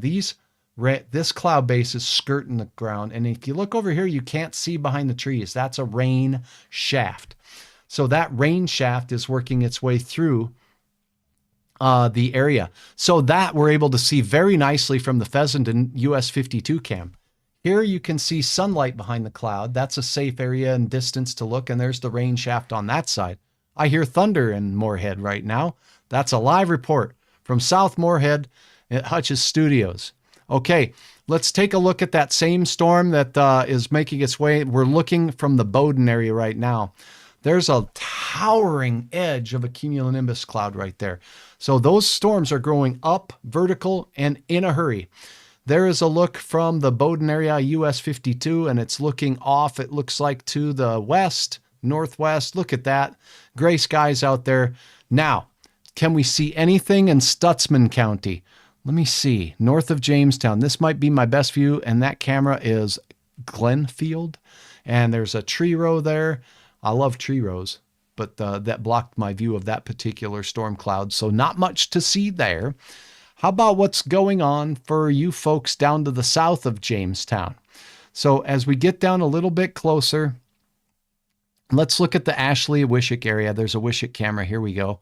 This one might show us some. We got popcorn cumulus cloud, fair weather cumulus cloud. That's what Hutch calls this sky. And as we look off, you can see just how dark it is in this corner right here. That corner is likely where the storm is that's prompting the warning. Now we can really see the dark skies. We can also not tell between the cloud base and the ground out here. So those are some low clouds. Those are what we would call ground-based thunderstorms, surface-based thunderstorms. And let's see a little bit farther off to the east as we look at this area camera. And this is Ashley. So let's pull up Ashley. Boy, look at the beautiful lakes out there in Ashley, North Dakota. Things are fairly quiet for the time being for you. Checking information from the National Weather Service to keep us all updated on our storms. And any hail through North Moorhead, Fargo area? No. Bob, right now we're quiet. There might be small hail.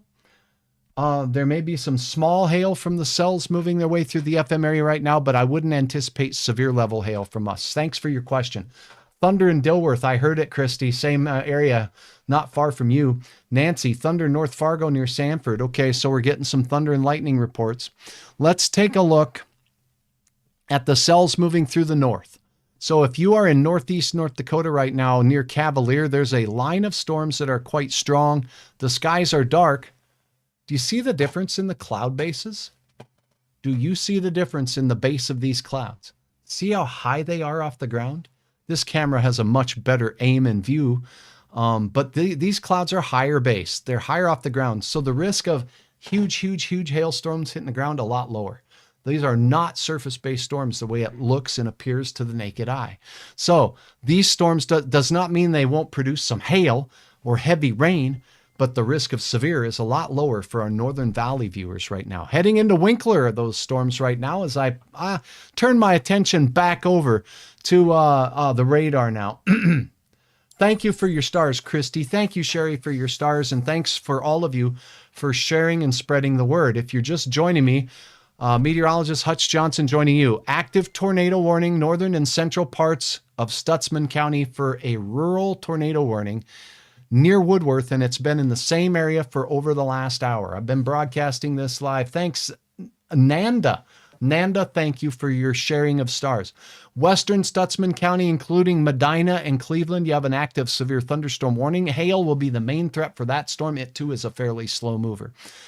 2 separate thunderstorm cells now moving through Logan and McIntosh counties down here in south central North Dakota. They're moving a little faster, but only at about 20 miles per hour. Very heavy rain and hail over 1 inch in diameter is going to be possible from those storms. Do you see the main event is here? Ooh, we got a new thunderstorm warning down in South Dakota. The main event for us is right here. It's moving east very slowly. It's going to be hours before this main energy line gets towards Fargo. So if you're in Fargo, if you're in Grand Forks, you have garden variety showers heading towards your graduation parties. If you are in Emerado and Northwood, you're about to get a gully washer. This is a frog strangler right here. This is in Northwood, North Dakota, just off to the west of Hatton. This storm cell is strong. There could be some small hail in this particular cell. Let's look at what the radar is detecting. Moving east-northeast 18 miles per hour, half-inch hail is possible, but the probability of hail isn't that great. So we could see some half-inch hail or penny-sized hail from that particular cell as it moves its way to the east-northeast at 18 miles per hour. These cells are moving in on Grand Forks right now. As the crow flies, if you are in Grand Forks, this Northwood cluster is about 30 miles away. So it's still an hour away from you and a little better. So by the time we get to you might get sprinkles in Grand Forks, but this cell is moving at about 20 miles per hour. It's 30 miles away. Okay, so we got an hour and 15 or 20 minutes before it gets there. So let's go with 4:45. Let's go with 4:45 for Hutch's guesstimate at some very heavy rain. We'll get sprinkles, but the very heavy rain from that cell could be making its way towards you. Time to analyze the storms. I've been with you on this tornado warning since it was issued. And in fact, since before it was issued, I showed you the rotation in it. And we're going to continue to cover these storms. Fessenden, Manfred, Harvey.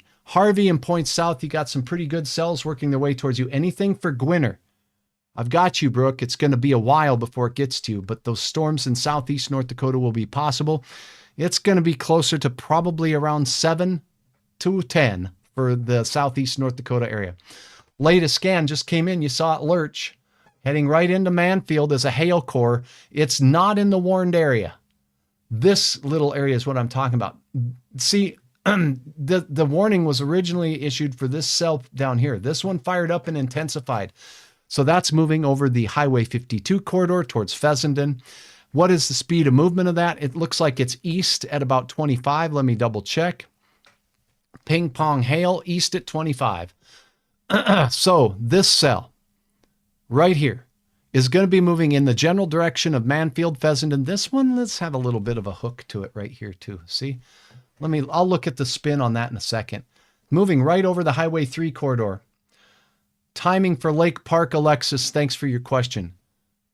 I think it's going to be after dark for Lake Park. That rhymed, but sometimes it just works out that way. Okay, so Becker County, all Otter Tail County, it's going to be after 9 to 11 before the storms move through your area. Thank you much for your question. Now let's take a look at the timing on this, because if you're in Bowdoin, you got a storm moving your way. We're looking at it on the Bowdoin camera moments ago. Manfred, the hail core on that one looks like it decreased in intensity just a little bit. Let's go with that storm first. This one moving east, 25. Oops. Wrong tool. My mistake.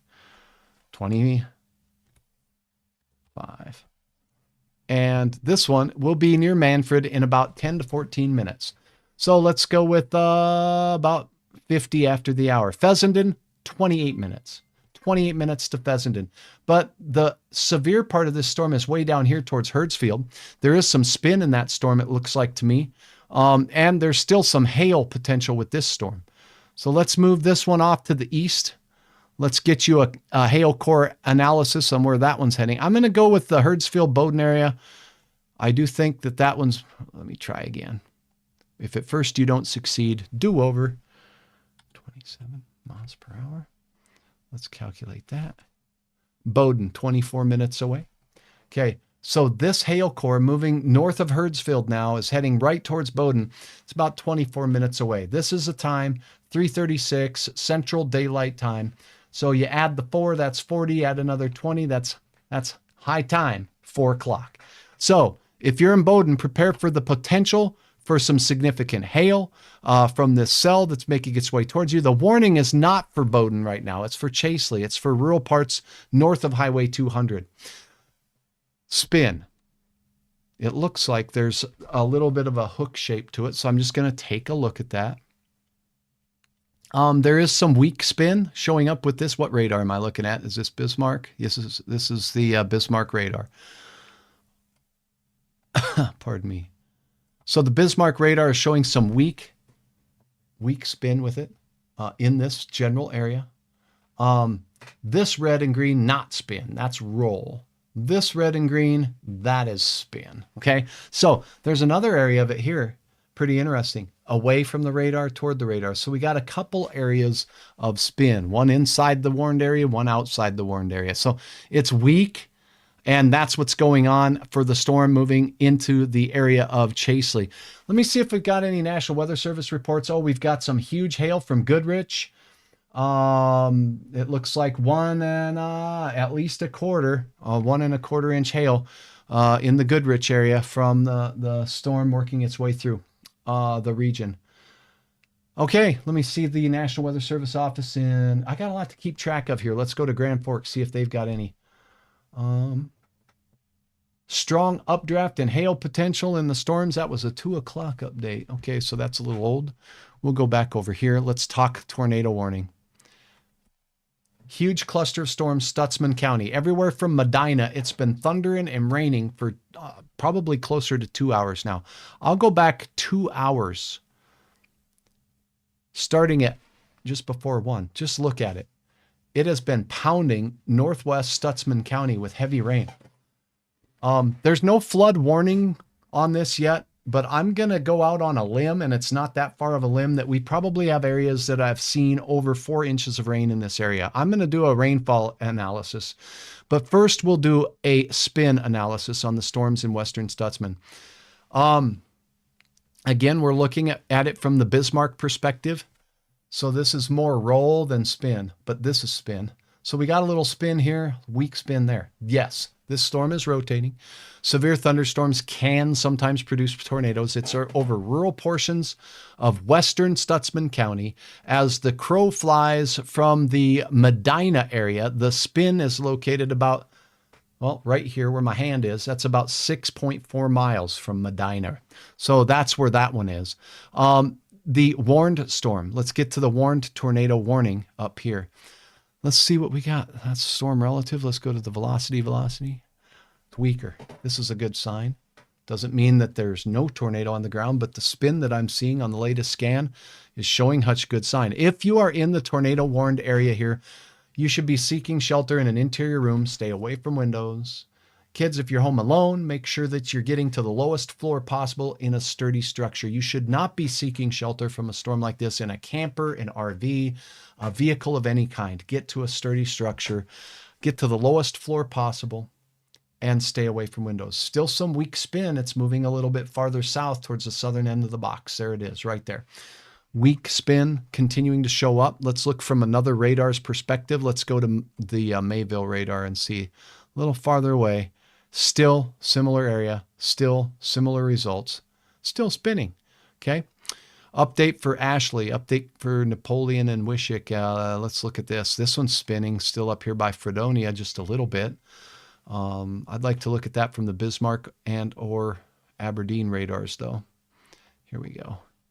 Okay, so yeah, not too terribly concerned about spin on these storms at this particular time.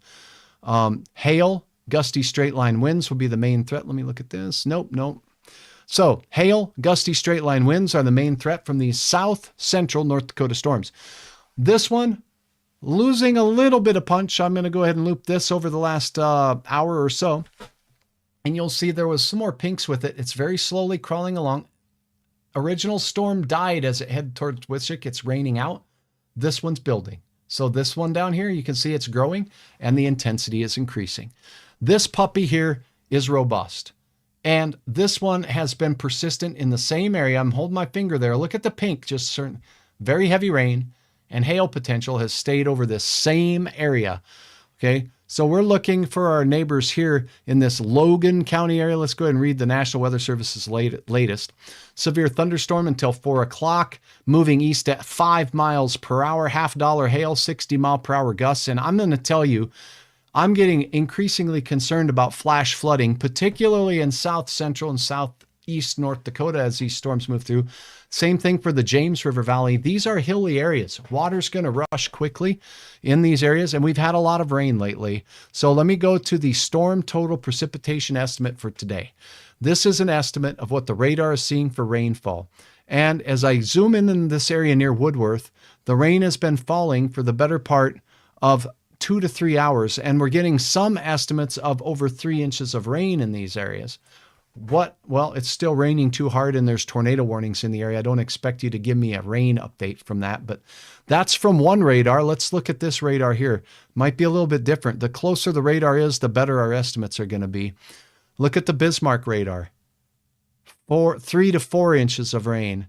3 to 4 inches of rain. I would not be surprised with it being in the same area for 2 hours at seeing upwards of 4 inches of rain, upwards of 1 to 2 inches per hour. The storm down here that's stationary moving into the Grant County area here. This is already at 2.5 inches of rain in some spots, possibly just off to the west of Fredonia, south of Gackle. Okay. Now up in the Northland, the storm moving through, Herdsfield right now, that warned storm moving up into Fessenden and Wells County. We have estimates of rainfall in these areas of over 1 to 2 inches of rain. So flooding could be a concern for some of these very, very slow moving thunderstorms at this time. Are you in northern South Dakota near McLaughlin? We have a thunderstorm warning for you. I'll get you the latest on that one real quick here. And I'm going to stay with you until the tornado warning is gone. And then Hutch may take a breather and then come on back for more. But let's just take a look at the radar display here. Okay, here we go. So moving right into McLaughlin, we do have this pink hail core. It's moving east. This little line shows it's not moving very fast. So this cell is kind of like the other ones in North Dakota, nearly stationary, moving east at maybe 5 miles per hour. So that one's capable of some 1-inch diameter hail. It's on the Standing Rock Reservation there, heading into the McLaughlin area close to you on Highway 12. And just is really just kind of sitting there and really dumping some heavy rain. West of Bismarck and Grant County, it looks like here near and north of Regent, we have a strong cell. Could be capable of some small hail moving east. Maybe about 15 miles per hour. And look at north of Dickinson. We have a cell up here. Stark County up to the north of you. That cell moving off to the east-southeast at only about 5 miles per hour. So, or 15 miles per hour. So this is a look at what we have going on in our neck of the woods right now. Go ahead and return our radar view to the Mayville radar. We do have some garden variety showers for you in Minnesota. The chance of this becoming severe is very low. It looks like good news. The tornado warning has been allowed to expire. The tornado warning has been allowed to expire. That's good news. The concerning news is the storm that was on its footsteps is increasing in its hail-producing tendency, just north of Medina. Same area, folks. Crystal Springs is about to get whacked with some heavy rain and hail. These are fairly stationary storms, so they're dumping copious amounts of rainfall in the same area over the last 2 hours. And there's an increase in the hail potential right here in rural areas just north of Medina. I'll get you a measurement on how far the storm is from Medina so you can have a, let's go from Medina first. The hail core is about 5.5 miles to the northwest of Medina. From Crystal Springs, it's about 7 miles to the northeast. That's where the hail core is the strongest. But you have a hail core right coming into the Crystal Springs exit area as we speak. So that's what we have going on. Active severe thunderstorm warnings, Wells County. This storm is moving into central Wells County. Moving into Fessenden is a hail core. Moving into Chaseley is a hail core. Bowdoin, a hail core. Will the warning be extended? It still looks like this storm is certainly capable of some sizable hail. Some of the storms tonight have shown some spin. This storm right here has some spin showing up, moving towards Fessenden. That particular area of spin isn't necessarily strong, and it does not mean a tornado's on the ground. It just means that that's an organized storm. It's spinning, and it is showing this little hook kind of shape to it on that same general area.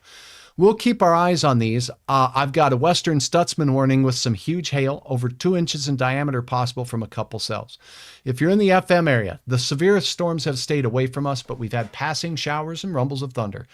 Moving in to you folks in Mapleton is a heavier shower. Moving out of areas near, let's say Everest in the Durban area, heading into Mapleton. This is a non-severe cell. It's moving northeast at a 25 mile per hour clip. So it's heading to Harwood at this time. So if you're having a grad party in and around the Fargo area, passing showers continue. It looks like we have just wet weather across portions of northwest Minnesota along the Highway 2 corridor and points south. And Grand Forks, we got that timing of the Northwood cell making its way towards you. That's a heavier cell. It was about an hour and 15 minutes away from you moments ago when we last analyzed it. Right now, the leading edge of that cell is 23 miles away from you, moving at 23 miles per hour. The time is still on, 4:45-ish or earlier for Grand Forks to see the thunderstorm cell making its way from Northwood. Not severe, though. That one is not severe. We do have some cells exiting and in toward the area of you folks in Walhalla, Edinburgh, up towards Hoople, Grafton. These areas seeing some cells heavier up there by Walhalla and Mount Carmel right now. Not severe, but some small hail, not out of the question from those cells along and north of Highway 5. So That's what we have right now. 4 active severe thunderstorm warnings, very large hail from a stationary storm. I'm concerned about flooding here. We'll keep you posted. Let me check your questions before I check off. I'm going to get some water and a slice of pizza, and I'll be right back on. What radar site do you use? Kathy, that's a great question. I really like this radar that I'm using, and it's an app that you can download on your phone. It's an incredible app, and it's called Radar Omega. So spell out Radar Omega, do a search in your app store. You can find Hutch's radar. It's a fantastic tool. I love it. And I pay for the premium service, and it's well worth it. Storms in and around Crystal Springs. These storms have been stationary, have been showing some signs of spinning. What does it look like for War Road? Cindy, by the time storms get up in the War Road area, I don't anticipate anything being severe. Right now, as we look up in your area, we have garden variety showers heading up towards the Pembina and Emerson area. These are a long ways from you. If we get showers at all, it's going to be likely after 9 to 11 o'clock tonight, the way it looks to me. But these can sometimes speed up a little bit, so keep that in mind. Risk of severe, quite low. Pardon me, for your area. Scott, south of Jamestown, looks like the storm went through Baker, Montana earlier this morning there, Hutch. That's a really awesome observation, but we can look at that, and we're going to look at that on more of a national composite radar. Early this morning is quite a while ago, so this will take a while to load. Let's look at what's going on region-wide. I love your guys' questions. These are fantastic. It's loading up here. Give it a minute. See if I went early enough. Nope, not early enough. Looks like we got another thunderstorm warning. They just keep coming, folks. Oh, a watch. See that? Hutch's weather, real time. This is a severe thunderstorm watch that's been issued. It includes Bismarck. It includes Dickinson. This area was not even in that slight risk area.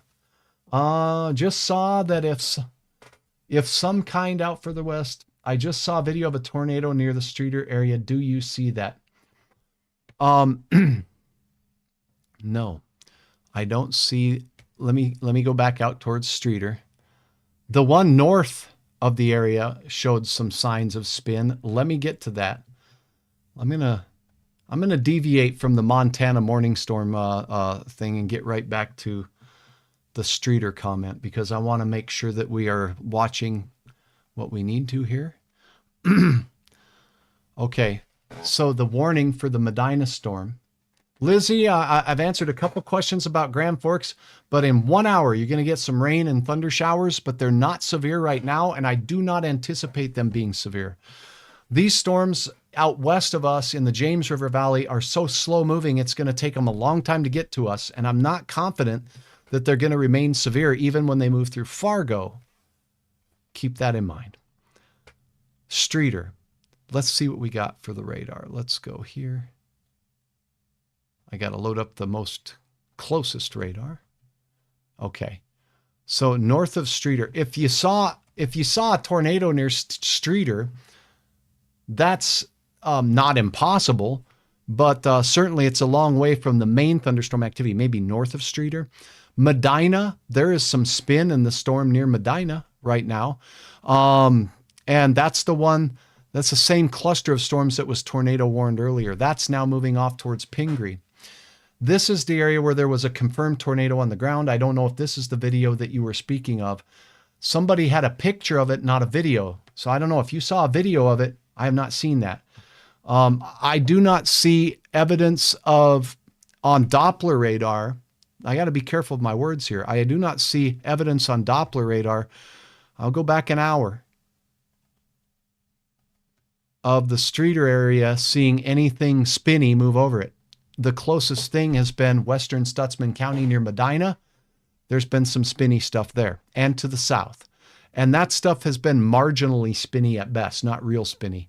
Notice as the crow flies near Streeter, there's this nearly stationary cell here moving along. There is some evidence of a little bit of spin, but it's well south of Streeter down here west of Fredonia. No tornado warning from the Weather Service on this one yet. I'll do some investigation, but thank you for your question, Nancy. I appreciate it. Is there bad storms in Thief River Falls? No, Elizabeth, not now and not till later. There's just showers in your area.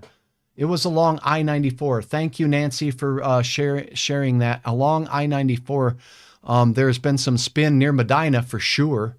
That's where Hutch saw his strongest tornado, was 5 miles north of Medina back in the early 2000s. Okay. All right.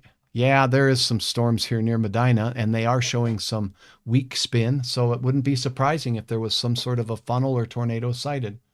Pardon me while I do some investigation.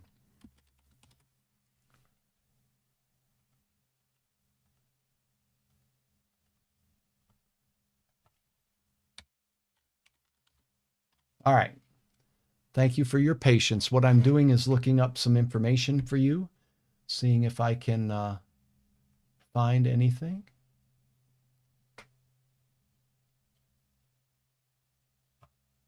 Okay.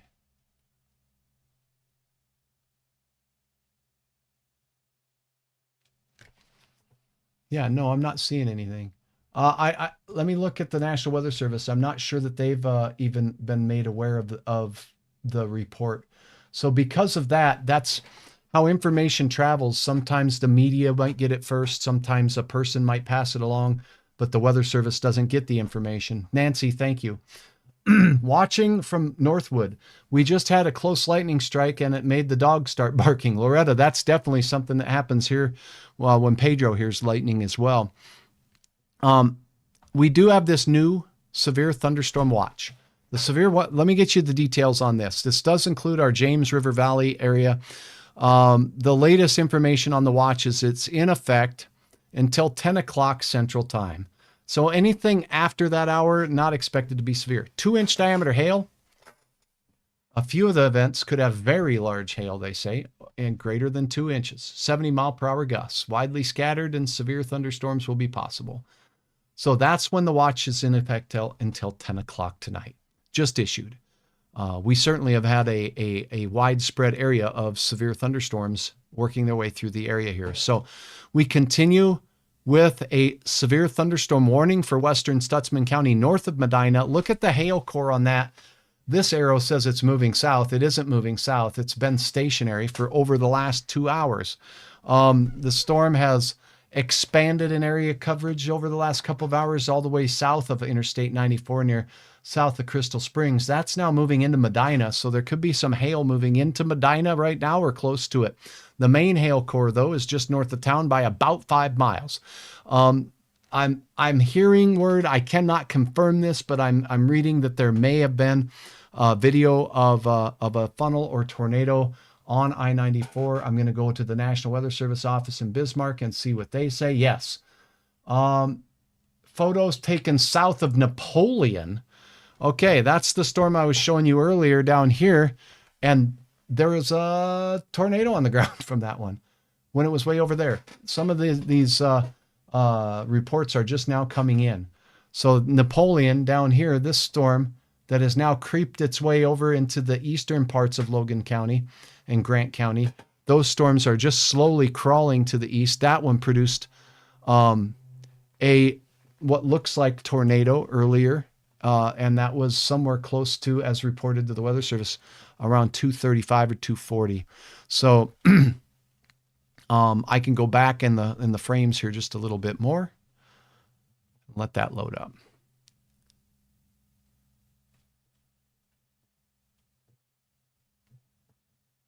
Yeah.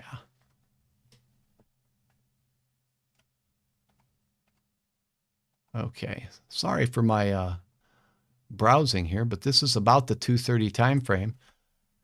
This is Napoleon. This is the area of the storm. Let's take a look at the velocity on that storm and see if we can locate it. There it is. Yeah. So there's 243, 233. You got reds next to greens. They're not particularly strong, but it produced what looks like a tornado in contact with the ground. Time frame matches up. and it looks like it was just north of Wishick, actually. So as the crow flies, yeah, near Napoleon, but maybe closer to Wishick by only a few miles. So let's see how far away that was from Wishick. Too close. There we go. So that was about 8 miles northwest of the Wishick area, not far from Napoleon. As the crow flies, about 11 miles southeast of the Napoleon area.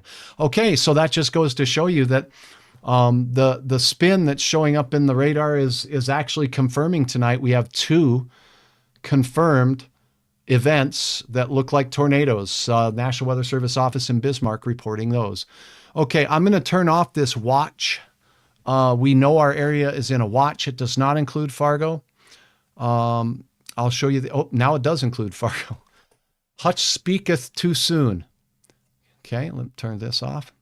Now we have a severe thunderstorm watch for Fargo, for Grand Forks, for Aberdeen, for Wahpeton, Breckenridge. Let's make sure it's also in effect until 10 o'clock tonight, or see if they went later. It expires in 6 hours until 10 p.m. So there's a severe thunderstorm watch for the Red River Valley from Grand Forks to Fargo. It also includes the James River Valley. These are nearly stationary storms out to the west of us. This is the main event here. When this activity meanders into our area, or any storms that do decide to fire up in our area, they could quickly become severe. Jamestown, you've now been placed under a huge severe thunderstorm warning. This area is most of the size of Stutsman County. I like to go to North Dakota, and I like to cover the weather here. All right, let's talk about it. Cleveland, Medina, you're all in the path of this. We have a huge area of thunderstorm warning here. Why is this? Because this isn't just one thunderstorm. This is many. This is a cluster of thunderstorms. There's going to be pockets or areas that have very gusty straight line winds with this storm. There's going to be areas that have spin with this storm, including near the Medina and Cleveland area now. And this area, south, is particularly spinny looking to me. This warning is for 1-inch diameter hail, 60-mile-per-hour wind. And let's go ahead and take a look at what we have. Stutsman County until 4:45, moving east at 30 miles per hour. That line of thunderstorms must be accelerating them because it's been sitting there for over 2 hours. 60-mile-per-hour wind gusts and hail upwards of a quarter in diameter, 1 inch in diameter, size of a quarter, is going to be possible. So I'm not going to turn off the watch area again. If you're just joining Hutch, I'm going to do a post here and make sure that people know continued live coverage now. Visit. I'd appreciate it if you share this information with your friends that Hutch is covering.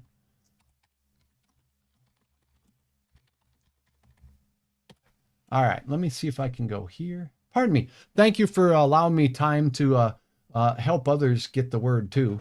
I just want to make sure that I can pass along the link to what we got. So let's go here. Okay, I'm going to keep that up. Let's go here. All right. Boom.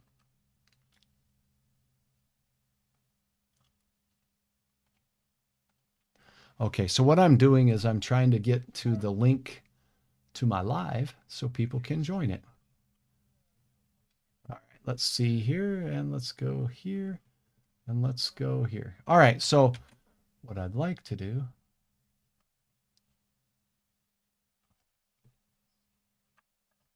All right. I beg your pardon, and thank you for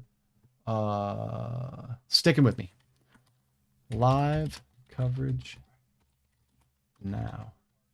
Here. All right. There we go. Okay, folks. Meteorologist Hutch Johnson continuing to cover storms moving into and toward the Jamestown area. This storm has a very slow rate of movement, but it is accelerating just a little bit.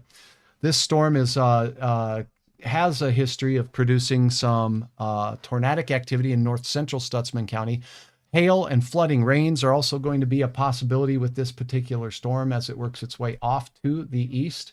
So please heed the warnings with this storm, the gusty straight line winds. I'm going to get to the analysis on this storm because you see this little hook shape right here on that southernmost part of the storm. It's kind of like the end of a whip. I'm going to go take a look at that right now and let you know if it's spinning or not, but that would be where I'm concerned about. We also will have some gust front, and I'm going to analyze the wind speeds. But first, I'm trying to get more people on board here to know that we're covering weather here. So let's get them on, and let's make sure everybody is aware of the weather that we have in the area. So, okay, there we go. Now I'm good. Okay, so here we go. We're covering this storm right here. We have a severe thunderstorm watch that's just been placed in effect for most of the area. If you're in Wells County, we've got a strong line of storms moving through Fessenden right now. The warning has been dropped for that line of storms. Hail potential up to 1 inch in diameter continues as it crosses right over the Highway 52 corridor right now, just north of Bowdoin. We can take a look at that storm from the Bowdoin cam, but look at this nonsense. This is a mean cluster of storms. I need to turn off the watch box, so pardon me while I turn the yellow off your screen here, because there's just too much information on this screen all at one time. So let me turn off the watch boxes. There we go. See, that should do it. Oh, so much better. Now, as we zoom in, the orange area is an area that has a severe thunderstorm warning. It does not include Jamestown proper. The storm is very slow moving, folks. This area on the southern flank here has that little curly Q to it. Is it spinning? It looks like if there was going to be spin in the storm, that's where it would be. There is some very weak rotation on that side of the storm. Let me make sure I'm aware of what radar I'm looking at. This is the Bismarck radar.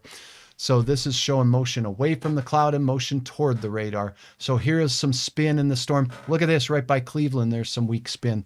So far away from the storm, it's way high. But look at this. Right here, this is much more organized spin, just north of Medina. Where is it moving? Where's that spin moving? And there's this embedded little pocket of spin too. This is a pretty nasty storm. As it approaches your area, it'd be a wise idea to seek shelter. I would get into the lowest floor of a sturdy structure. The leading edge of this storm is going to be capable of some very strong gusty winds. Those should be moving into Cleveland and Windsor now. You're probably going to notice that burp of air, and your wind direction is going to change from southerly to northwesterly or westerly. There is some spinning pockets in this storm, and there's a number of areas of that spin. As we look at the radar, there's some up here in the north, right there, right here. And then down here, some weaker spin on the southern flank of the storm. I'm going to switch to the Mayville radar, and then we're going to switch to the Aberdeen radar. Triple radar coverage here to kind of make sure we're verifying what we're seeing. This isn't spin, that's roll. There is some shear here, where we have motion towards the Mayville radar and away.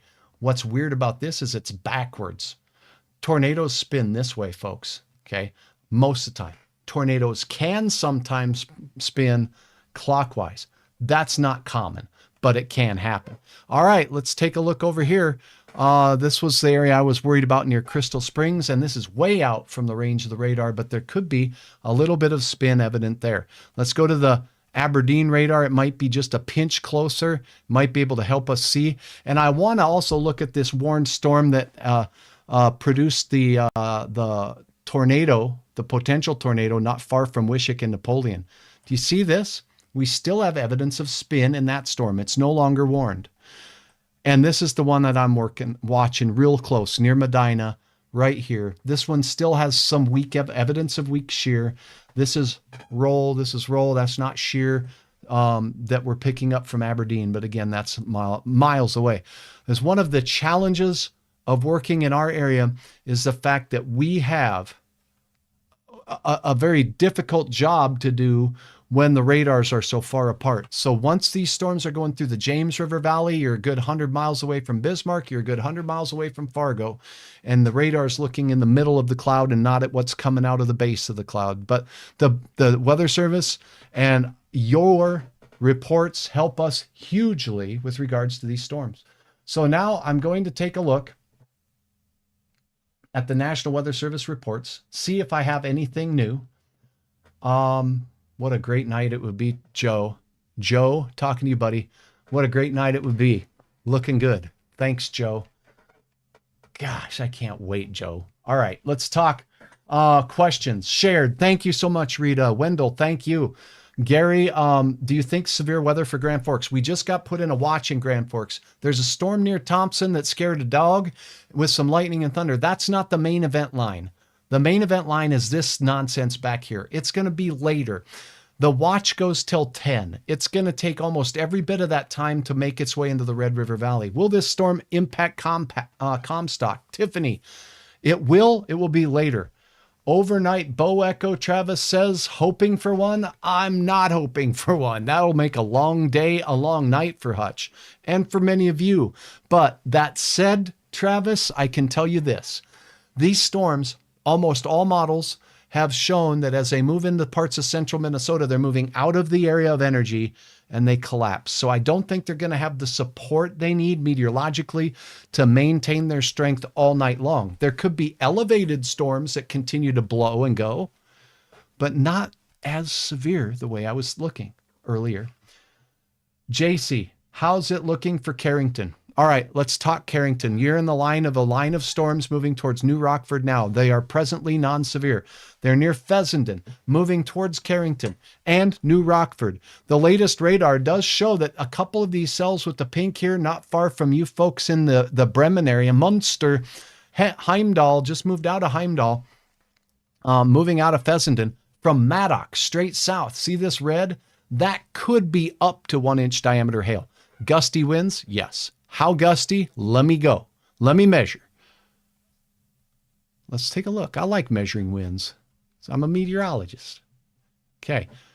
The wind is blowing toward the radar. It'll be coming at you from the west. This should be a pretty good estimate of what's happening in the wind, in the clouds up at cloud level. And it's measuring 40 to 50 mile per hour winds from this storm. Munster, Bremen, get ready for upwards of 40 mile per hour winds or more. And this is way up at cloud level. This isn't what's going to hit the ground for sure, but it does have wind blowing toward the radar at about 50 miles per hour off the ground. That can sometimes mix its way down to the ground. Water break. Okay, so zooming out, we have the storm warning in. Oh my goodness. Okay, do you see this red and green next to each other? It's just north of Cleveland. That is some serious spin. There's two areas of spin right here, not far from you folks in Buchanan, and just north of Windsor, we got this spin taking place right now. It's bright and it's increasing in strength. The Crystal Springs spin, not so much. This, yes. Where is that located? As the crow flies from Cleveland, the spin that's fairly strong is located 8 miles north of Cleveland. What are you seeing? Let me see what I'm seeing. What do I see? I'm going to look. Yeah, this is looking interesting. Okay. All right, people. Let's take a look at some stuff together. This spin is pretty strong. It doesn't mean a tornado is on the ground. This means this is a very organized storm. If I show you the movement of this spin over I just want to go over the last 14 frames. So half hour to 45 minutes. This storm here is ever so slowly creeping its way. You can see the greens and reds next to each other here. It's moving east-southeast. Gosh, it's creeping. It's probably 10 miles an hour. Okay, I'm gonna go with that.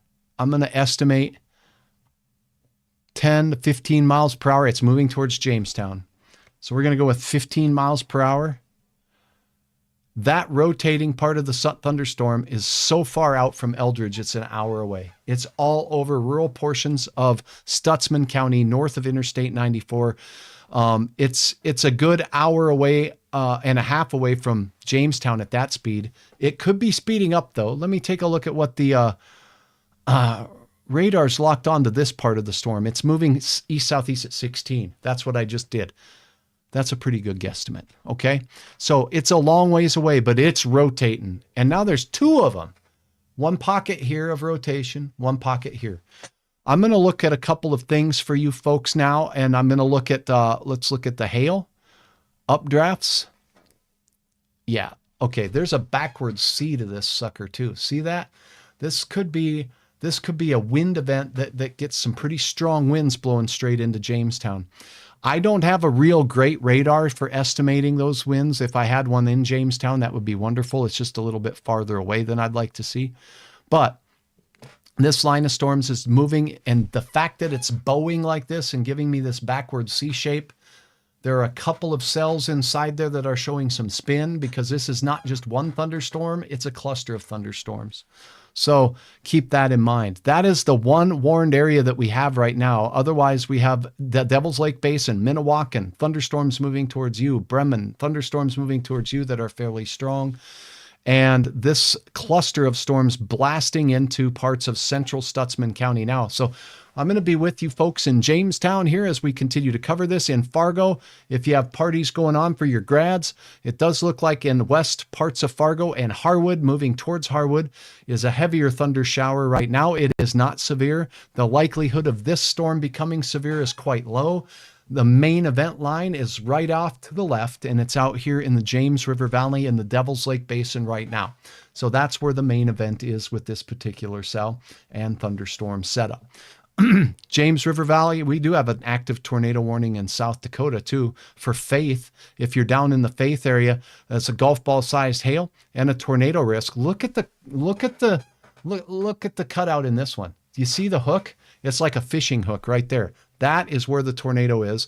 It's in the Faith area and mainly going to cross over Highway 212 here momentarily, and it's going to work its way right into rural parts of the county there. That is a perfect example of a hook echo. Back to our neck of the woods here and back to our radar. Okay, so we have the Boeing line segment. Look at this near Tuttle, Robinson. That storm is increasing in intensity. See the blue dot there?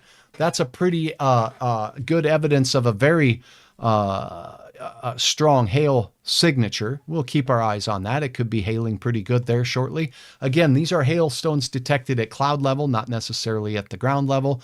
What else do we got going on? Dickinson, you got a storm out there moving into Richardson Taylor. Okay, so if you're in Taylor, this cell is making its way towards you. Could create up to 1-inch diameter hail as it's moving into Taylor. This is in our friends in Stark County, way out there on I-94. So if you're traveling out that way today, keep that in mind. We do have a cell down here that's pretty strong near Fredonia. This one is the same one that produced a likely tornado not far from Napoleon and Wishick today that touched down. There was a photo evident of that. So again, I'm catching up on your reports here all in real time. So I do appreciate you sticking with me here and giving me your updates of what you're seeing and passing along your questions. So let me see. Thanks, Alexandra, for watching. Thanks for passing the word around. Stutsman County, if you have family or friends in Stutsman County, there's a storm blowing into Cleveland right now. Heavy rain, gusty straight line winds upwards of 60 miles per hour. And on the south side where we have the pinks here, there's some pretty good chances of some sizable hail with those particular cells that will be working their way in as well. This is the main event here. They will not be in Fargo. They will not be in proper Grand Forks for some time. We will have thunder showers in Grand Forks and in Fargo that we have now, but the main event is not going to be here for some time. The Storm Prediction Center, along with the National Weather Service, did just issue a watch for our area. It does include Fargo and it does include Grand Forks until 10 o'clock tonight. So that keeps you up. Keep the hail away, Hutch. I know. I want to make sure that we put the cars in the garage. In Jamestown, the main hail core is not here heading toward Jamestown. It's back here near Medina and Cleveland and remains there. There's another pretty strong hailer moving into Robinson. So if you are out there near Tuttle, that storm moving pretty slow to the east, and it does have a pretty good hail core with it as well. All right, that is a look at the latest ongoings with the weather. I'm going to catch up with the Weather Service and see if they've gotten any new feedback from sources. So we've got Logan County weak level rotation 418. Does not appear to be in a favorable environment for tornado genesis. Okay, so yes, the Logan County storm, we've been talking about a little rotation with it. It did have a possible tornado with it based on a photo that was shared with the Weather Service.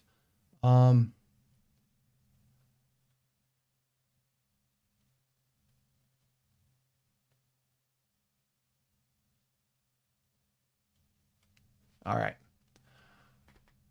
So it was, it was more of a rope style tornado. So it was rather weak, but it still did produce one. No, the storm is not really strengthening here in that area of Logan and Grant County. So that's good news. And that's what's crossing into Lemoore County here now. So if you're in Cullum, there is a storm that did produce at minimum a little rope style tornado out to the west. It's moving very, very slowly. And at last glance, let's take a look at the velocity. Not so much spin or shear located with that storm anymore. From time to time, it had some right here where this grayish red area is. I'll keep my eyes on it for you if you're in the Cullum area. I know I did have a viewer here moments ago asking about Cullum, so I want to make sure I continue to cover that. No rain in Euclid, smiley face. We're in the rain-free zone. Thanks, Hutch. Check in again later. Gary, good to have you on board. Can you do an update on Devil's Lake? How about right now? Thanks for the question, Sarah. Let's do it. Yeah, so the Devil's Lake Basin, let's go right back to the regular radar view. Minnewacan, showers and thunderstorms that could contain some sizable hail, but likely skirting with the severe level. These are moving in the general direction of Devil's Lake. So this storm, if you look at the motion of the pink core right here, it's kind of moving to the north and east just a little bit. That pink core there is. It's just really forming right now. This line is moving slowly to the east, northeast. So yes, you're going to see a chance for some showers and storms. The movement is about 25 miles per hour as estimated right in front of your eyes there.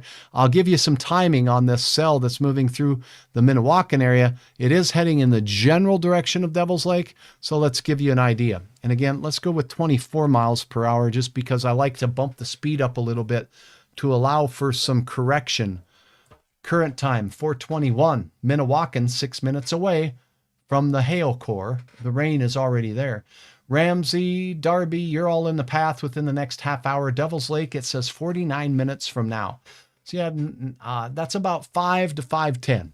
5 to 5:10, the showers and thunderstorms should be moving into Devil's Lake with regards to that storm. Will it be severe? There is a chance, but the strongest of the storms right now are on the southern flange of all this activity. It is not uncommon for the storms on the southern edge of a system like this one down here to rob some of the energy and moisture from the northern systems, and then these just become more rainers. I'll watch for that. Got a watch for possible silver dollar-sized hail in Jamestown. Carolyn, you're in the right place. We've been covering that storm. We'll take a look in that to the Jamestown area right now. Yes. The warning is for silver dollar-sized hail. The largest hail right now is out here near Crystal Springs and Medina. And if I loop this for you, you can see that these hail cores, as they move east, they fade away. The hail falls out, but the development part of the storm where the hail is being made is consistently back here by the county line. Okay, so you're looking at Crystal Springs and Medora. Hail forms there, falls out of the cloud. What's going to be left for Jamestown? We shall see. There is a hail core up here not far from Buchanan. It's moving toward the Highway 52 corridor right now. Much of Stutsman County is in a severe thunderstorm warning right now. It can stay over there, Caitlin says. I understand it's rural, but there's a lot of crops over there, and some of those folks definitely don't want it. Sarah, thank you for your report as well. What does Detroit Lakes, Minnesota have to worry about? Herbert, thanks for your question. Any storms in Detroit Lakes, Minnesota are going to happen after 10 o'clock with any risk for being strong. I'm not confident that these are going to last all night. There is going to be a chance for some very stout thunderstorm activity, though, particularly in our watch area. So I will show you the watch area. And you know, yesterday, we told you out in western North Dakota, not so much, but over in the eastern portion of North Dakota, yeah, there was a slight risk. There's a slight risk of severe thunderstorms. What I'm seeing is that the watch that was issued includes Bismarck. So if you're in Bismarck, yeah, you're in this severe thunderstorm watch for the rest of the evening tonight. So keep that in mind. Let me turn the watch box back on so you can see it. Bing, bing. Okay, look at this. So the entire area under a severe thunderstorm watch that you see here includes Dickinson even, Bismarck even, Aberdeen, and Grand Forks and Fargo. It does not include Minnesota because the confidence isn't there that these storms will persist into the overnight. Martin, do you think Gackle will be affected? Let's get right into Gackle because, yeah, there's a few storms, but they're more sporadic in nature down here in the southern part of the county. So see how they're skirting around you? Now, the interesting thing about meteorology here is this cluster of storms has been brewing in northern Stutsman County for over 2 hours now, over 3 hours. I think there's flooding going on up here. If you've got flooding, call the National Weather Service or your local authorities and let us know. Radar estimates were already upwards of 3 to 4 inches of rain in some of these areas. This area just continues to see storms form and form and form. That's called training. So that's going to continue in these areas. There is some spin with these, but the more we see this backward C shape start forming, the better chance this storm has to becoming linear. What does that mean? Wind gusts will become the main threat as opposed to tornadoes. So the risk isn't high for tornadoes, but we've had a couple of tornado reports tonight. Slight power outage near Northwood, but back online now. Thanks, Emmett, for the report on that. Stick with Hutch's weather for the latest on that, because watch how quick I can show you some power outage information. Right here. So power outages have more than 10,000 people without power in Texas. Let's look at North Dakota. If I zoom in on this part of our state, do we have indication of any power outage problems? Well, it looks like you in New Rockford in Eddy County there. 86 people are without power right now, and there are storms that are on the doorstep and moving back into your area right now. So that's how quick Hutch can work on the fly to keep you informed. What about Cavalier? Good question. We'll go ahead and take a quick look, Nancy, for you up in the Cavalier area. I need to turn on a different radar. We just have a statement issued from the National Weather Service in the Devil's Lake Basin for this line of storms. This line of storms, oops, I got to get the radar back up here. Moving into Minnewacan, we just covered those for you. This special weather statement is in effect for the next 30 minutes. We're expecting I expect up to 1 inch diameter hail, but it says half-inch hail and 50-mile-per-hour winds. That's what you can expect. It's moving east at 35 miles per hour. So this entire line of storms that is right here from Minnewacan down through New Rockford is moving east, generally at about 30 miles per hour. So that's what's going on there. Farther north, I had a question about Cavalier. Cavalier, the tornadoes can expect, now that's the nickname of your high school. I'm not saying there's a tornado here. The Cavalier Tornadoes community can expect rain showers right now. The main thunderstorm event, notice the watch cuts off here. Walsh County, not included. Lankin, Park River, Grafton, nope.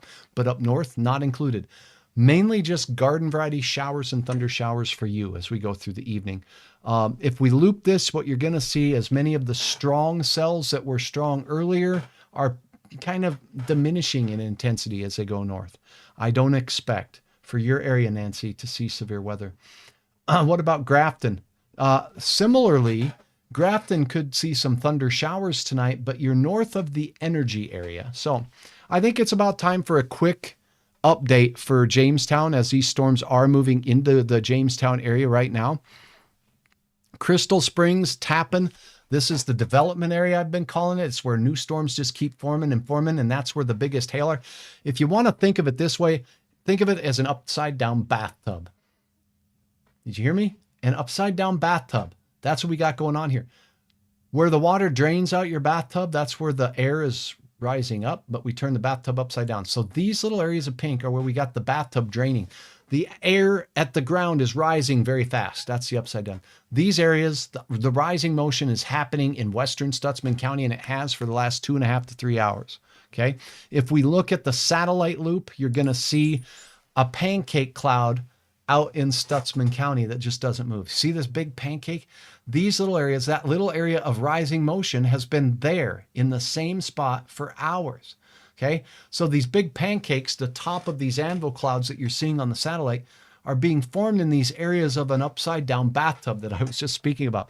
It's a way of simplifying it. I know, don't get mad at me. I just wanted to let you know that that's why we're seeing on the radar the areas of pink just stay put near Crystal Springs and Medina. Very heavy rain. The greatest hail potential is there.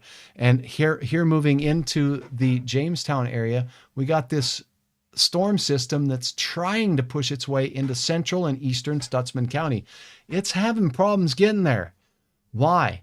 Because as these storms, these individual cells that form here, they move out here, they're moving into an area that is less severe, there's less rising motion, and they just kind of fade out. So they're forming here, rising, raining and hailing out over central Stutsman County. What will be left for Jamestown? That's a great question. What's Hutch's gut say? Wind, for sure. Very heavy rain. It's moving up in the area of the reservoir now, not too far from there. Buchanan, you're seeing it. So Spiritwood, you're going to be seeing the showers and wind making its way in fairly shortly as well. But look at what's parking over Interstate 94 from Kidder County right into western Stutsman County. We do have more working its way in through Kidder County now, north of Robinson. Tuttle, that storm in Tuttle formed and moved out. Sykeston, you got a cell moving in there that could be capable of some small hail, but generally under 1 inch in diameter. I'm going to go out to the Bismarck radar here and see if I can take a look at a radar that's a little bit closer to the west. Okay, so here we go. We got a storm outside here moving into Taylor. That puppy has some bark to it and bite. That one could have some significant hail potential with it. And as we look out a little bit farther south, you're looking at Regent, Mott. Those storms are pretty stout moving into the western reaches of Grant County. So those storms stout, but not severe at this time. You're in a watch, and we'll keep our eyes on them for you. Our main event, the Devil's Lake Basin, we're going to start seeing some storms. This cell near Minnewacan here, look at all that hot pink there. That's pretty strong. I think it's time to take a look outside. You bet, Val. Thank you for watching. Thanks for telling your friends. Thanks for passing along the good word that we're looking at what's going on. Fort Ransom, yep, I see you, Jarrett. Fort Ransom will be a little later. There are a couple of cells in southeast North Dakota meandering towards you. I'll let you know. They're a little ways away from you. Minnewacan.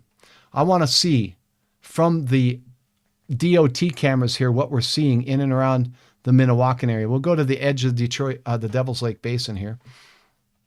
And now you're looking over the shores of the lake, dark skies in the background, not reaching this part yet. Now, this is really cool.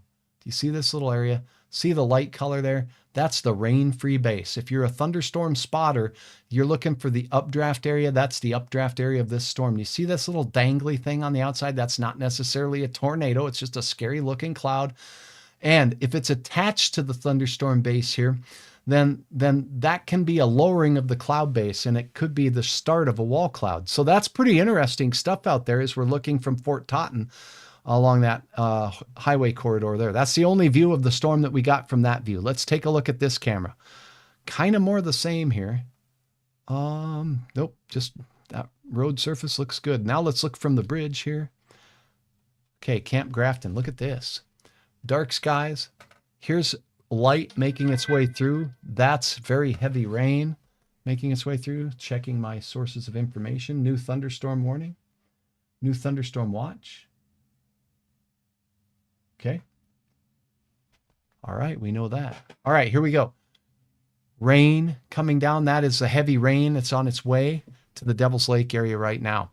Okay, so if you're on the lake, there's going to be some windy thunderstorms moving through, and on the lake is not a great place to weather out a storm like that. Now let's get Highway 2 corridor and see what's coming into the Devil's Lake area right now. As we look across Highway 2, there are darker clouds down to the almost due south and west of town right now, and a little bit more light as we look out to the east. Crary, you're a little bit farther out from the storms. Let's see if we can go up to New Rockford. It's moving into the New Rockford area now. So let's take a look at these. We do have showers and storms skirting around the area. There's our wet farm field. It remains wet. I don't see much in the way of low clouds making their way into New Rockford. So a higher base cloud that we've been talking about. How about Carrington? There's a pretty stout cell, but not severe, moving into your area. I'm going to look at it from Bowdoin. Maybe all we'll see is the heavy rain. Oh, goodness. Look at that. Okay. So here you got the backside of the thunderstorm you're looking at from Bowdoin. This one's moving in toward the Carrington area right now. We see these little scud clouds is what we call these. They're kind of little clouds that form on the boundary of the storm out there. Really cool stuff to look at. Underneath, not much. It rained there and it's dark skies. And we got, I can't see anything in those dark skies. It's alarming at this particular time because it's not close enough to see what's going into town there. So that's what's going on in that area. Now let's zoom into the Jamestown area. This is what you got coming into town. I'm starting at Medora. Medora is where things have been forming all day. Look at the gully washer taking place here. It is, oh my goodness. Do you see this? This is the updraft part of that storm. This is the updraft part of the storm that keeps forming the hail. I was just talking about the upside down bathtub. That's it. Okay. That's the updraft part of the storm. Remember when I was talking about low cloud bases? Look how low that is to the ground. It's almost like Hutch could reach up and touch that cloud. That rain-free base right there, that is what you want to watch for the development of a lowering of the cloud base called a wall cloud. So what I'm seeing here is a flat thunderstorm base. This is a perfect view to the base of that storm. This is looking right north into that storm that is north of the Medina area right now. Or is it looking south? That there's a cell just south of Medina. It's right over Medina. I can't tell what direction I'm looking at. Let me see. It doesn't tell me what camera direction this is looking. So very rainy. Let's go back to this last one. Okay. Yeah, just a deluge of rain there. I don't see hailstones. That's a good sign because there's a lot of pink on the radar over the Medina area right now. That's a pretty cool view. So that's what's heading into the Medina and Cleveland area. Here's Jamestown looking out to the west. Oh my goodness. That's it. You see this? This is west of town. And get back to my radar view. Yeah. So this is west of town. You see these little, the bottoms of these clouds that are hanging down. You see all these little pointy things right down here? Oh my goodness. Yeah, those are something else, I'm telling you. So that's a nasty string of storms. That's a nasty line of thunderstorms with some updraft signs in the clouds right here. Those little kind of roll cloud shaped things. And let's take a look over to the north. Not so much there. So that's a view from Jamestown. Thank you very much, Jamestown. How about a look to the cells that are south of Jamestown are really falling apart right now. It looks like to me, and that's a very good sign for Jamestown. Let's see if I can find something near Streeter. There's a cell moving down toward the Streeter area now. So there's Jamestown. Let's go here. This might be a little farther away. We're at Gackle. Okay, so Gackle, this is a little farther away than I'd like to see. Simon, severe thunderstorm watches now up in Minnesota. Just went up. Thank you, Simon. I appreciate that. I will get right to it. See, this is a team effort, y'all. We're doing it together. Tanner, has it begun dying out at all on its way over the Red River Basin? Not yet. It's a ways over to it. Hey, flood warning, flash flood warning. I've been flood advisory. Pardon me. Talking about Stutsman County and rainfall estimates in that area. Let me get to the radar here. We have a huge area that's under the impact of a flood advisory. More excessive rainfall is expected, and 1 to 3 inches of rainfall have fallen in these areas, according to the radar. Now, as you look at the aerial coverage of the flood warning, it's in green. So we got one here, Stutsman County. It extends from Medina, Cleveland, straight up into the Woodworth area and Pingree. Speaking of which, it goes all the way out here near the near Pettibone. So it's a pretty big area of flood advisory. Strong thunderstorms statements here for storms moving into Carrington and New Rockford, but not severe. Cell moving into Devil's Lake is strong. It's moving right over the western edges now, heading toward Grand Harbor. This could be producing some hail up to around 1 inch in diameter. Severe thunderstorm watch Minnesota just went up. Okay, here you go. Southwest Minnesota. Morris Benson. If you're south of Alexandria near Glenwood and Wilmer, those areas are under a severe thunderstorm watch. But for Otter Tail County, not so much. Alexandria, not expected. Detroit Lakes, not expected. So there you have it. Thank you, Simon. I appreciate your heads up on that as we continue to cover weather together here on Hutch's Weather. And let's take a peek now at what we have going on with regards to the cell moving into Jamestown. Still the heaviest of the rain and the hail appears to be out near the Medina area. There's a flood statement out for those areas. What about Crookston? Tamika, it's going to be a while before the heaviest of the showers get to Crookston. We do have some thunder showers in and around the area right now. Let me go to the Mayville radar and you can see we just have some hit and miss showers in and around parts of northwest Minnesota and Fargo-Moorhead. These are stretch out towards Bemidji. These are not the main event. The main event is out west, and it's going to take a bit of time before this makes it here. Likely after 9 p.m. Okay, so that's Hutch's gut feeling there. All right, Simon, again, appreciated, my friend. Thank you so much. All right, line of storms moving into Jamestown are severe. I'm curious to see what you get. I'm noticing a beautiful trend here, and that trend is for a weakening of the reflectivities. That means that as these cells move away from where the lift is, they're raining out. So likely gusty straight line winds and some rain, maybe some hail with the cells. But the overall trend here over the last couple of scans, as I show you this, we're seeing less pink and less red and more of the orange. That's a real good sign. That's a good sign. I'm all for that sign, my friends. Okay, here's what's heading for you folks in Edgeley, Cullum, and Judd. Fredonia just to the north. This cell is really, it's petering out. Can I use that term? I'm gonna. North of the Fredonia area, that storm is really fizzling as it works its way off to the east. Carrington, New Rockford, you got a strong line of storms moving there. And I'm staying with you folks in Jamestown with this storm as it works its way off to the east towards Jamestown. Now I'm not ignoring you. I'm looking at my other sources of information here while I get caught up on what we're seeing with regards to the storms out here. So let me go here. All right, good. All right, this is wonderful. I like to see these storms weakening. We got too many people out with grad parties across the region. Jamestown, you're about to get a gully washer. It's been bad enough across the area. I hope they fizzle out before they hit Fargo and the valley. We're going to go over a look as I catch up on your comments and also the National Weather Service's feedback both here and in Grand Forks. A spotter says just heavy rain, no hail along the I-94 area. That's good news for the Bismarck office or from the Bismarck office. Grand Forks reports. Not seeing anything at all that is new or concerning with regards to that. So the situation is this. We have a line of storms. They're moving into the Jamestown area. How fast are these moving? You're looking at 1 hour of radar data here, a little bit less, and it's moved from Windsor to not even Eldridge. The easterly extent or movement of this line is not expeditious at all. So it went from here near Windsor to near Eldridge. It's only moving east at 10 miles per hour.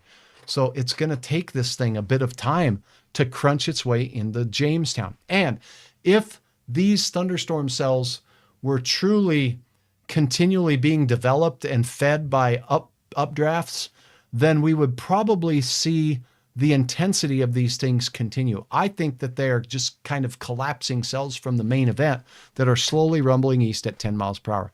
When will these reach Jamestown? Hutch's best guesstimate. Let's go with that. Sometimes it serves me well. Other times, I'm going to do my very best. You can count on that. Okay, so we're moving east at about 10. I'll do 15 miles per hour, giving this storm the benefit of the doubt. So the leading edge of the heavy rain moving towards Jamestown is still about 40 minutes away. You believe me? I kind of do. Now up north near the reservoir, it's going to be a little earlier. It's already pushing into Buchanan on the Highway 52 corridor. Okay. And it'll be interesting to see some wind speeds. So that's what Hutch is going to do. Let's go and check some of these wind speeds with this storm. I'm going to look at the ENDON network. That's a great network to look at, a huge network of instruments across our area. The current winds measured across the area from the west outside of Jamestown, 16 miles per hour. That's not too bad. How about peak gusts? Let's look at that. That might be helpful. Jamestown, 41 mile per hour gusts. And how about on the Towner County line here? I'm going to save this and put this up. Okay. Pardon me while I get this brand new, fresh off the presses from the North Dakota Agricultural Weather Network information in for you right now. How fast are the wind gusts with the storm? Here's from the North Dakota Agricultural Weather Network. This is along the Towner County line, not far from you folks in the Rock Lake area. 47 mile per hour gust, okay? Likely that was from thunderstorms. Peak thunderstorm or peak gust in the Jamestown area, 41 miles per hour. That was measured. We have a new severe thunderstorm warning. It looks like 4 p.m. Okay, that's a little old. I'm going to get rid of that. That must have been something new. Okay. I am talking to myself. I'm sorry, but sometimes I answer too. Just please, let's leave the judgment somewhere else. All right. So for the most part, our region has seen gusts to around 25 miles per hour today, right? Most of the area, 25 to 30 mile per hour.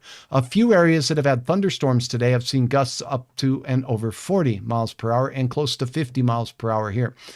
Thunderstorm wind gusts that are severe are 58 miles per hour. So that's a look at the peak wind gusts at 10 feet off the ground. Here's 33 feet off the ground. I would expect to see some numbers that might be a little bit better. Yeah, I've got 50 mile per hour showing up there. So I'll put this up so you can see it with me. And let's go here. Let's go here. And now this is a little higher up a tower and you can see, oh, that's the wrong Humpty Dumpty. There's the right Humpty Dumpty. Okay. So up there, Towner County line, 50 mile per hour gust, 46 mile per hour gust, a little higher off the ground in Jamestown. So that's what we're seeing with wind gusts right now. Kind of fun to look at and important too. That tells Hutch a little bit more about the stability of the atmosphere. When will the storm hit Fargo? Jennifer, it's going to be late. I'm thinking that at the 10 mile per hour movement we have now, it's going to be quite a while. Now they're going to speed up a little bit, but it's going to be 10 p.m. That's what I'm thinking. Let's go to the model. Let's go to the very latest forecast model update, and I will get you some information. Our risk for severe weather has increased enough where we've got a severe thunderstorm watch for much of our area. It includes Grand Forks. It includes Fargo. It does not include Lakes Country of Fergus Falls. It does not include Becker County, but it does include Lake Traverse, Traverse County, Morris, Benson, Montevideo. That's the watch. That's in effect until 10 o'clock tonight. We do have some thunderstorms that are strong to severe, so let's get you the latest forecast model. Let's see, what's this one show? Let's go back to this one. This might be fun to show. Okay. And let's go to the 2 hours back. All right. See if this model is handling it good. Okay, let's see if we need to throw this model out with the bathwater or we can keep it. Okay, so the present time is 5. There we go. This is what the model said the radar would look like at 5. Folks, this is really close. Not too far off. There's some stuff out here it doesn't have a handle on at all. How long before it gets to Grand Forks? This is saying 6 to 7 o'clock. I believe some showers, but not the main event. I don't like this model. It even has it blowing into Fargo. By the time we get to 7, 8 o'clock, ain't going to happen. I just don't see it. I mean, unless this thing really accelerates, I don't see it. Thanks, Barbara. I appreciate you sharing it. Which model is this? This is the rapid refresh, high resolution rapid refresh. As a matter of fact, it's the 18Z model run. I don't like it. I'm going to be honest with you. I'm going to go get a newer model run of this same model and see if it gets any better at all. Okay. Yeah. Okay, so let's see when this puts it in through Fargo. It does show it accelerating. It does show it accelerating in Fargo. 7 o'clock at night. I still don't believe it. Let's go back to it. Uh-oh. I'm going to have to reload this. Let's go back to another model altogether.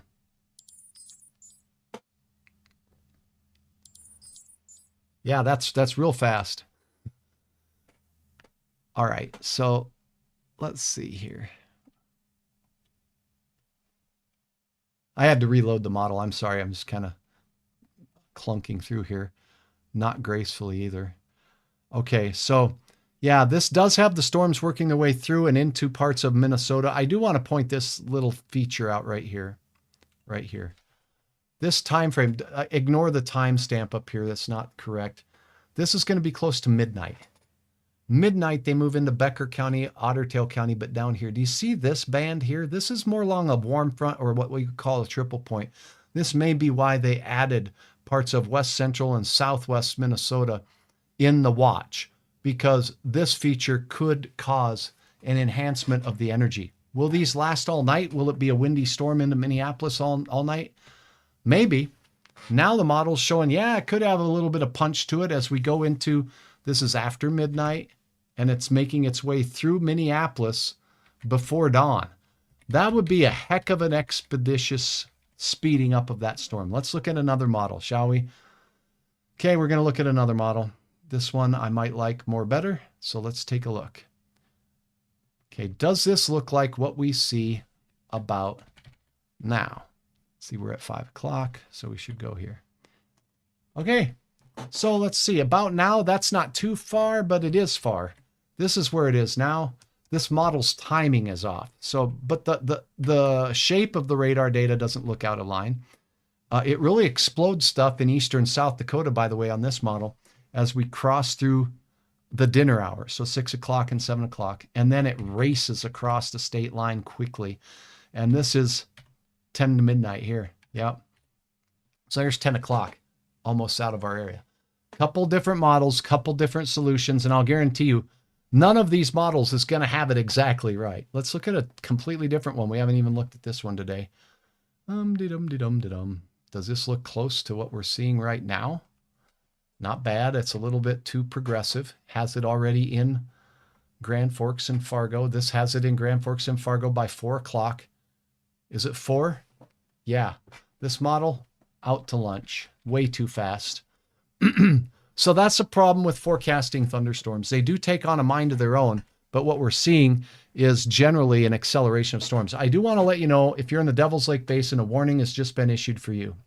So the models show these storms moving through. Hutch don't think they'll get here till closer till about maybe 8 to 10 o'clock for Fargo, and after that.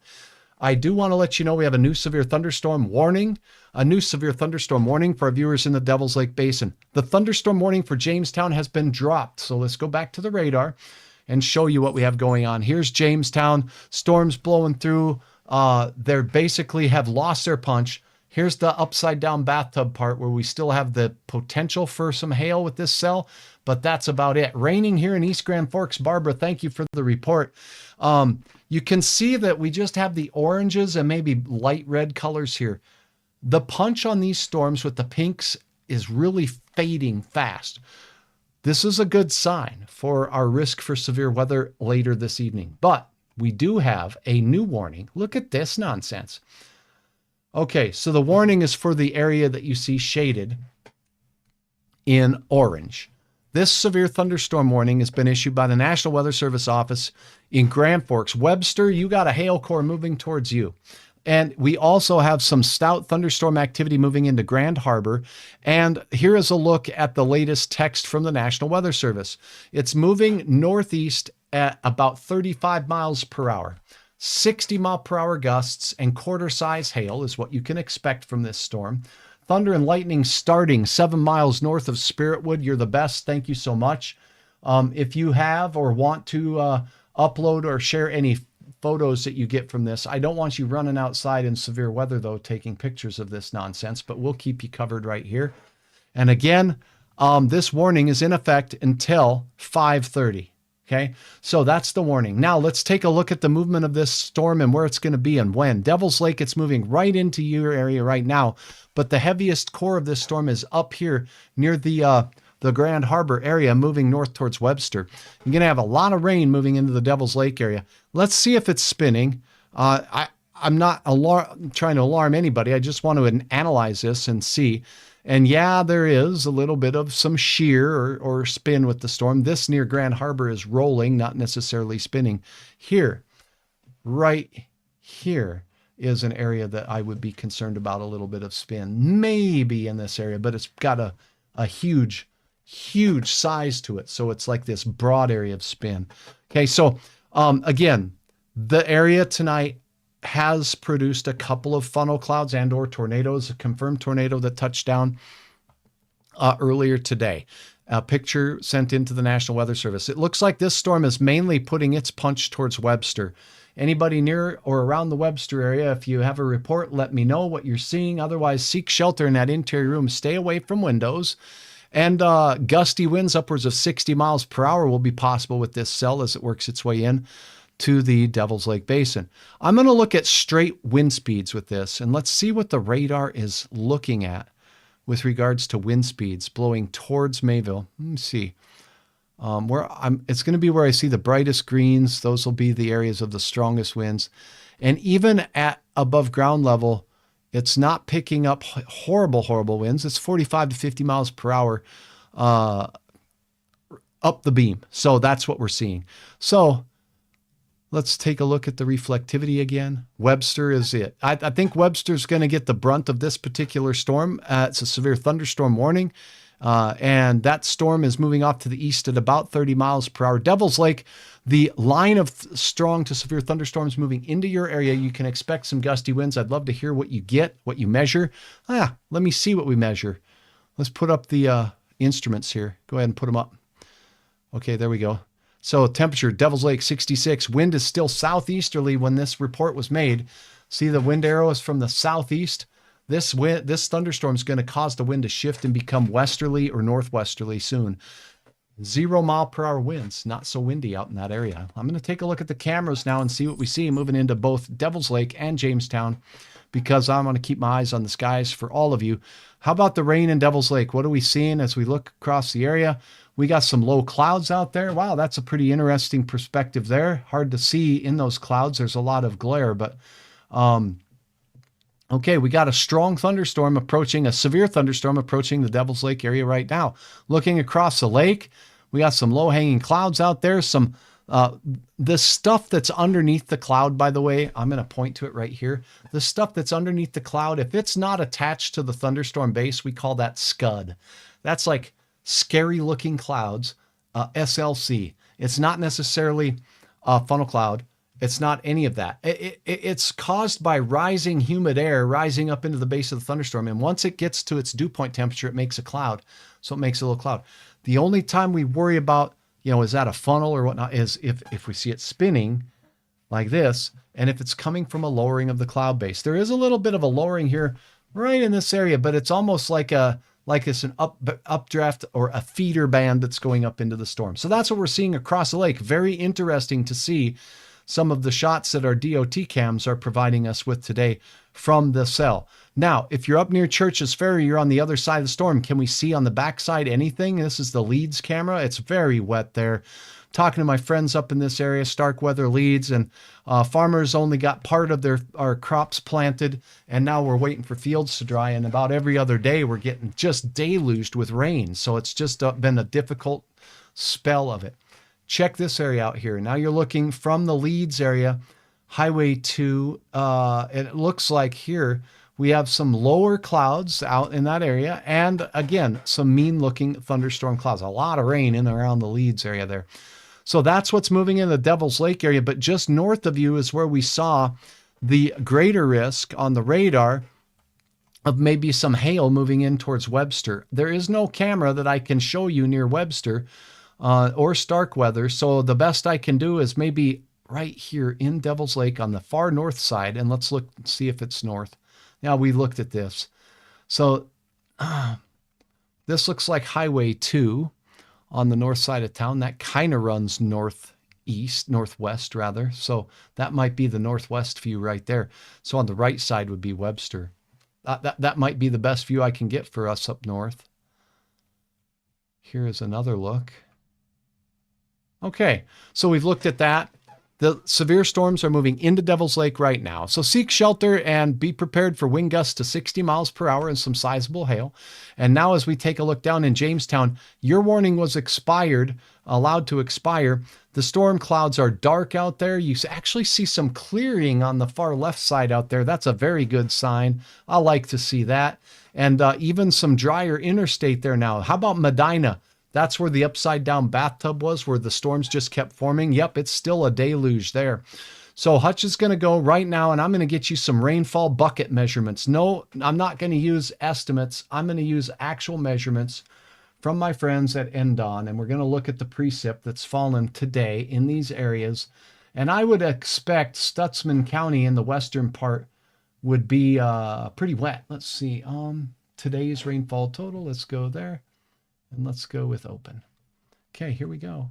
Thanks again to my friends at the North Dakota Agricultural Network.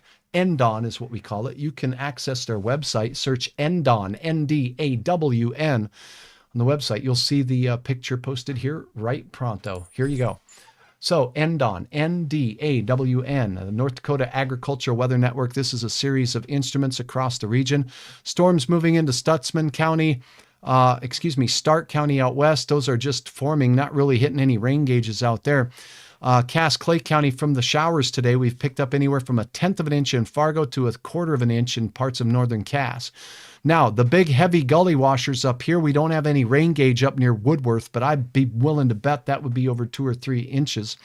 1.11 inches in northern reaches of Kidder County today. So how about up in Towner County? It's been a rainy day there. Upwards of 1 inch of rain have fallen in these parts. Severe thunderstorm warning does continue for our neighbors in the Devil's Lake Basin. Here's a look at that radar once again. Severe thunderstorm watch continues for the area. The tornado warnings have all been allowed to expire. Jamestown area, the storms moving into your area are no longer severe. Expect heavy rain, some burps of gusty wind. We do have a severe thunderstorm watch for most of the area, including Grand Forks, Nelson County for you in the Mackville area, and the I-94 corridor, the Highway 200 corridor through the region. Just got a severe thunderstorm warning for the Henninger, Lemon, South Dakota area. What? Yeah, down south on the border there, and just north of Lemon, South Dakota, we got a heater with some hail making its way through rural portions of southwest and south central North Dakota right now. I'm meteorologist Hutch Johnson. Misty wants to know if anything serious is coming to Grigla. I can tell you, Misty, that Grigla is in the clear for some time now, and it looks like just rain and thunder showers in your area right now. I'm going to step off. I need a break. I'm going to catch some water. Devil's Lake, severe thunderstorm warning. Your severe thunderstorm warning is in effect until, dun, dun, dun, 5:30 p.m. in the evening. The risk is going to be a little bit more north of Devil's Lake on the latest scan, but Devil's Lake, you are included in this warning. Gusts to 60 miles per hour. Notice this. We just seen your wind shift from easterly at 5 to now northwesterly. That means that you've got the gust front moving through. 21 mile per hour gust reported there on the last reading. So here comes the gust front. 21 mile per hour is not necessarily severe, but prepare in certain pockets for the potential for severe. We have had some spinning storms tonight. Let me tell you if this area is spinning. I'm seeing more unidirectional wind. There is greens and red next to each other, but this defines roll, not spin. This tiny little area out here where the red and green pixel where my hand is next to each other, that is spin. But that is this area near Webster, that is some spin. So that area of the storm right here is spinning pretty tightly. Motion away from Mayville's radar, motion towards. It's not super strong wind speeds though, and this is pretty high off the ground.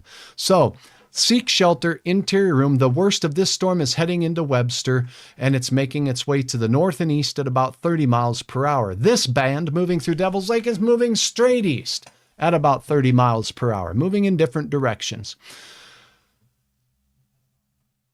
That is a look at what's going on right now. We've looked at everything. I've answered questions. And so is skipping Fargo now? No, I didn't say that. The chance of Fargo's rain and thunderstorms is not going to come until probably closer to, in my opinion, 9 to 11 o'clock tonight. So that is a look at the weather right now. I will be back. There's going to be more. I think I've been on here for, I don't know how long. I might have missed it, Courtney says. No problem. That's okay, Courtney. People join in Hutch's weather anytime. Don't be sorry. Don't be sorry at all. I'm happy to answer your question. The forecast shows many of the forecast models have this moving through Fargo by 4 o'clock. Well, guess what time it is? It's 5 o'clock. Okay. So the models have not been doing a very good dance around this storm at forecasting when it was going to move through Fargo. I will put this up one more time, and don't, I'm not knocking you at all, but this is a look at the forecast. So when is it moving through Grand Forks and Fargo? Here's the latest model. This one might have a chance at getting it halfway right. There's Fargo. That's close to 10 o'clock. This is the goodest model I've seen yet. 9 to 10 o'clock, Fargo may get thunder showers. They may be windy. They may be severe. Grand Forks, will they move through your area? Yeah, a little bit earlier, but not much. Meteorologist Hutch Johnson, severe thunderstorm warning is in effect for the Devil's Lake Basin. You know what? There is a little bit of stronger shear not far from Webster. So maybe I'll stick with the Webster area here just real quickly to show you this radar. Again, the shear where we see the brighter reds is motion away. You see how it just moved? This is the area of spin. See the white in the middle? That means it's kind of a broad spin motion like this. It's not necessarily that tight tornado-y type spin, but it's spin like that can lead to funnel clouds and tornadoes. We're in an environment that does have some spin in it tonight. It has produced a couple of tornadoes. I'm watching the skies for you. We do have a warning for that area. Thunderstorms moving into Jamestown now. Let me know what you see. Thanks, Heather. Appreciate it. Appreciate you all for watching Hutch's Weather. And thanks so much for passing the word. I'm going to take a break. I need a glass of water, a cup of coffee, and a slice of pizza. And I will be back, I guarantee you, as storms move closer to Grand Forks, Fargo, and I will update you to the active warning right now in the Devil's Lake Basin. Pedro's here. He wants to say hi. There's Pedro. Okay. Maybe he didn't want to say hi. Hi. Can you say hi, Pedro? He says, hi, Pedro. All right. Hopefully this weather is more bark than bite for you and your family, but I'll keep you posted right here. You're watching Hutch's Weather. Thanks for watching. Thanks for clicking the follow button on Facebook. Thanks for clicking the subscribe and like button on YouTube. And I appreciate each and every one of you. Have a good evening. I will be back. I promise.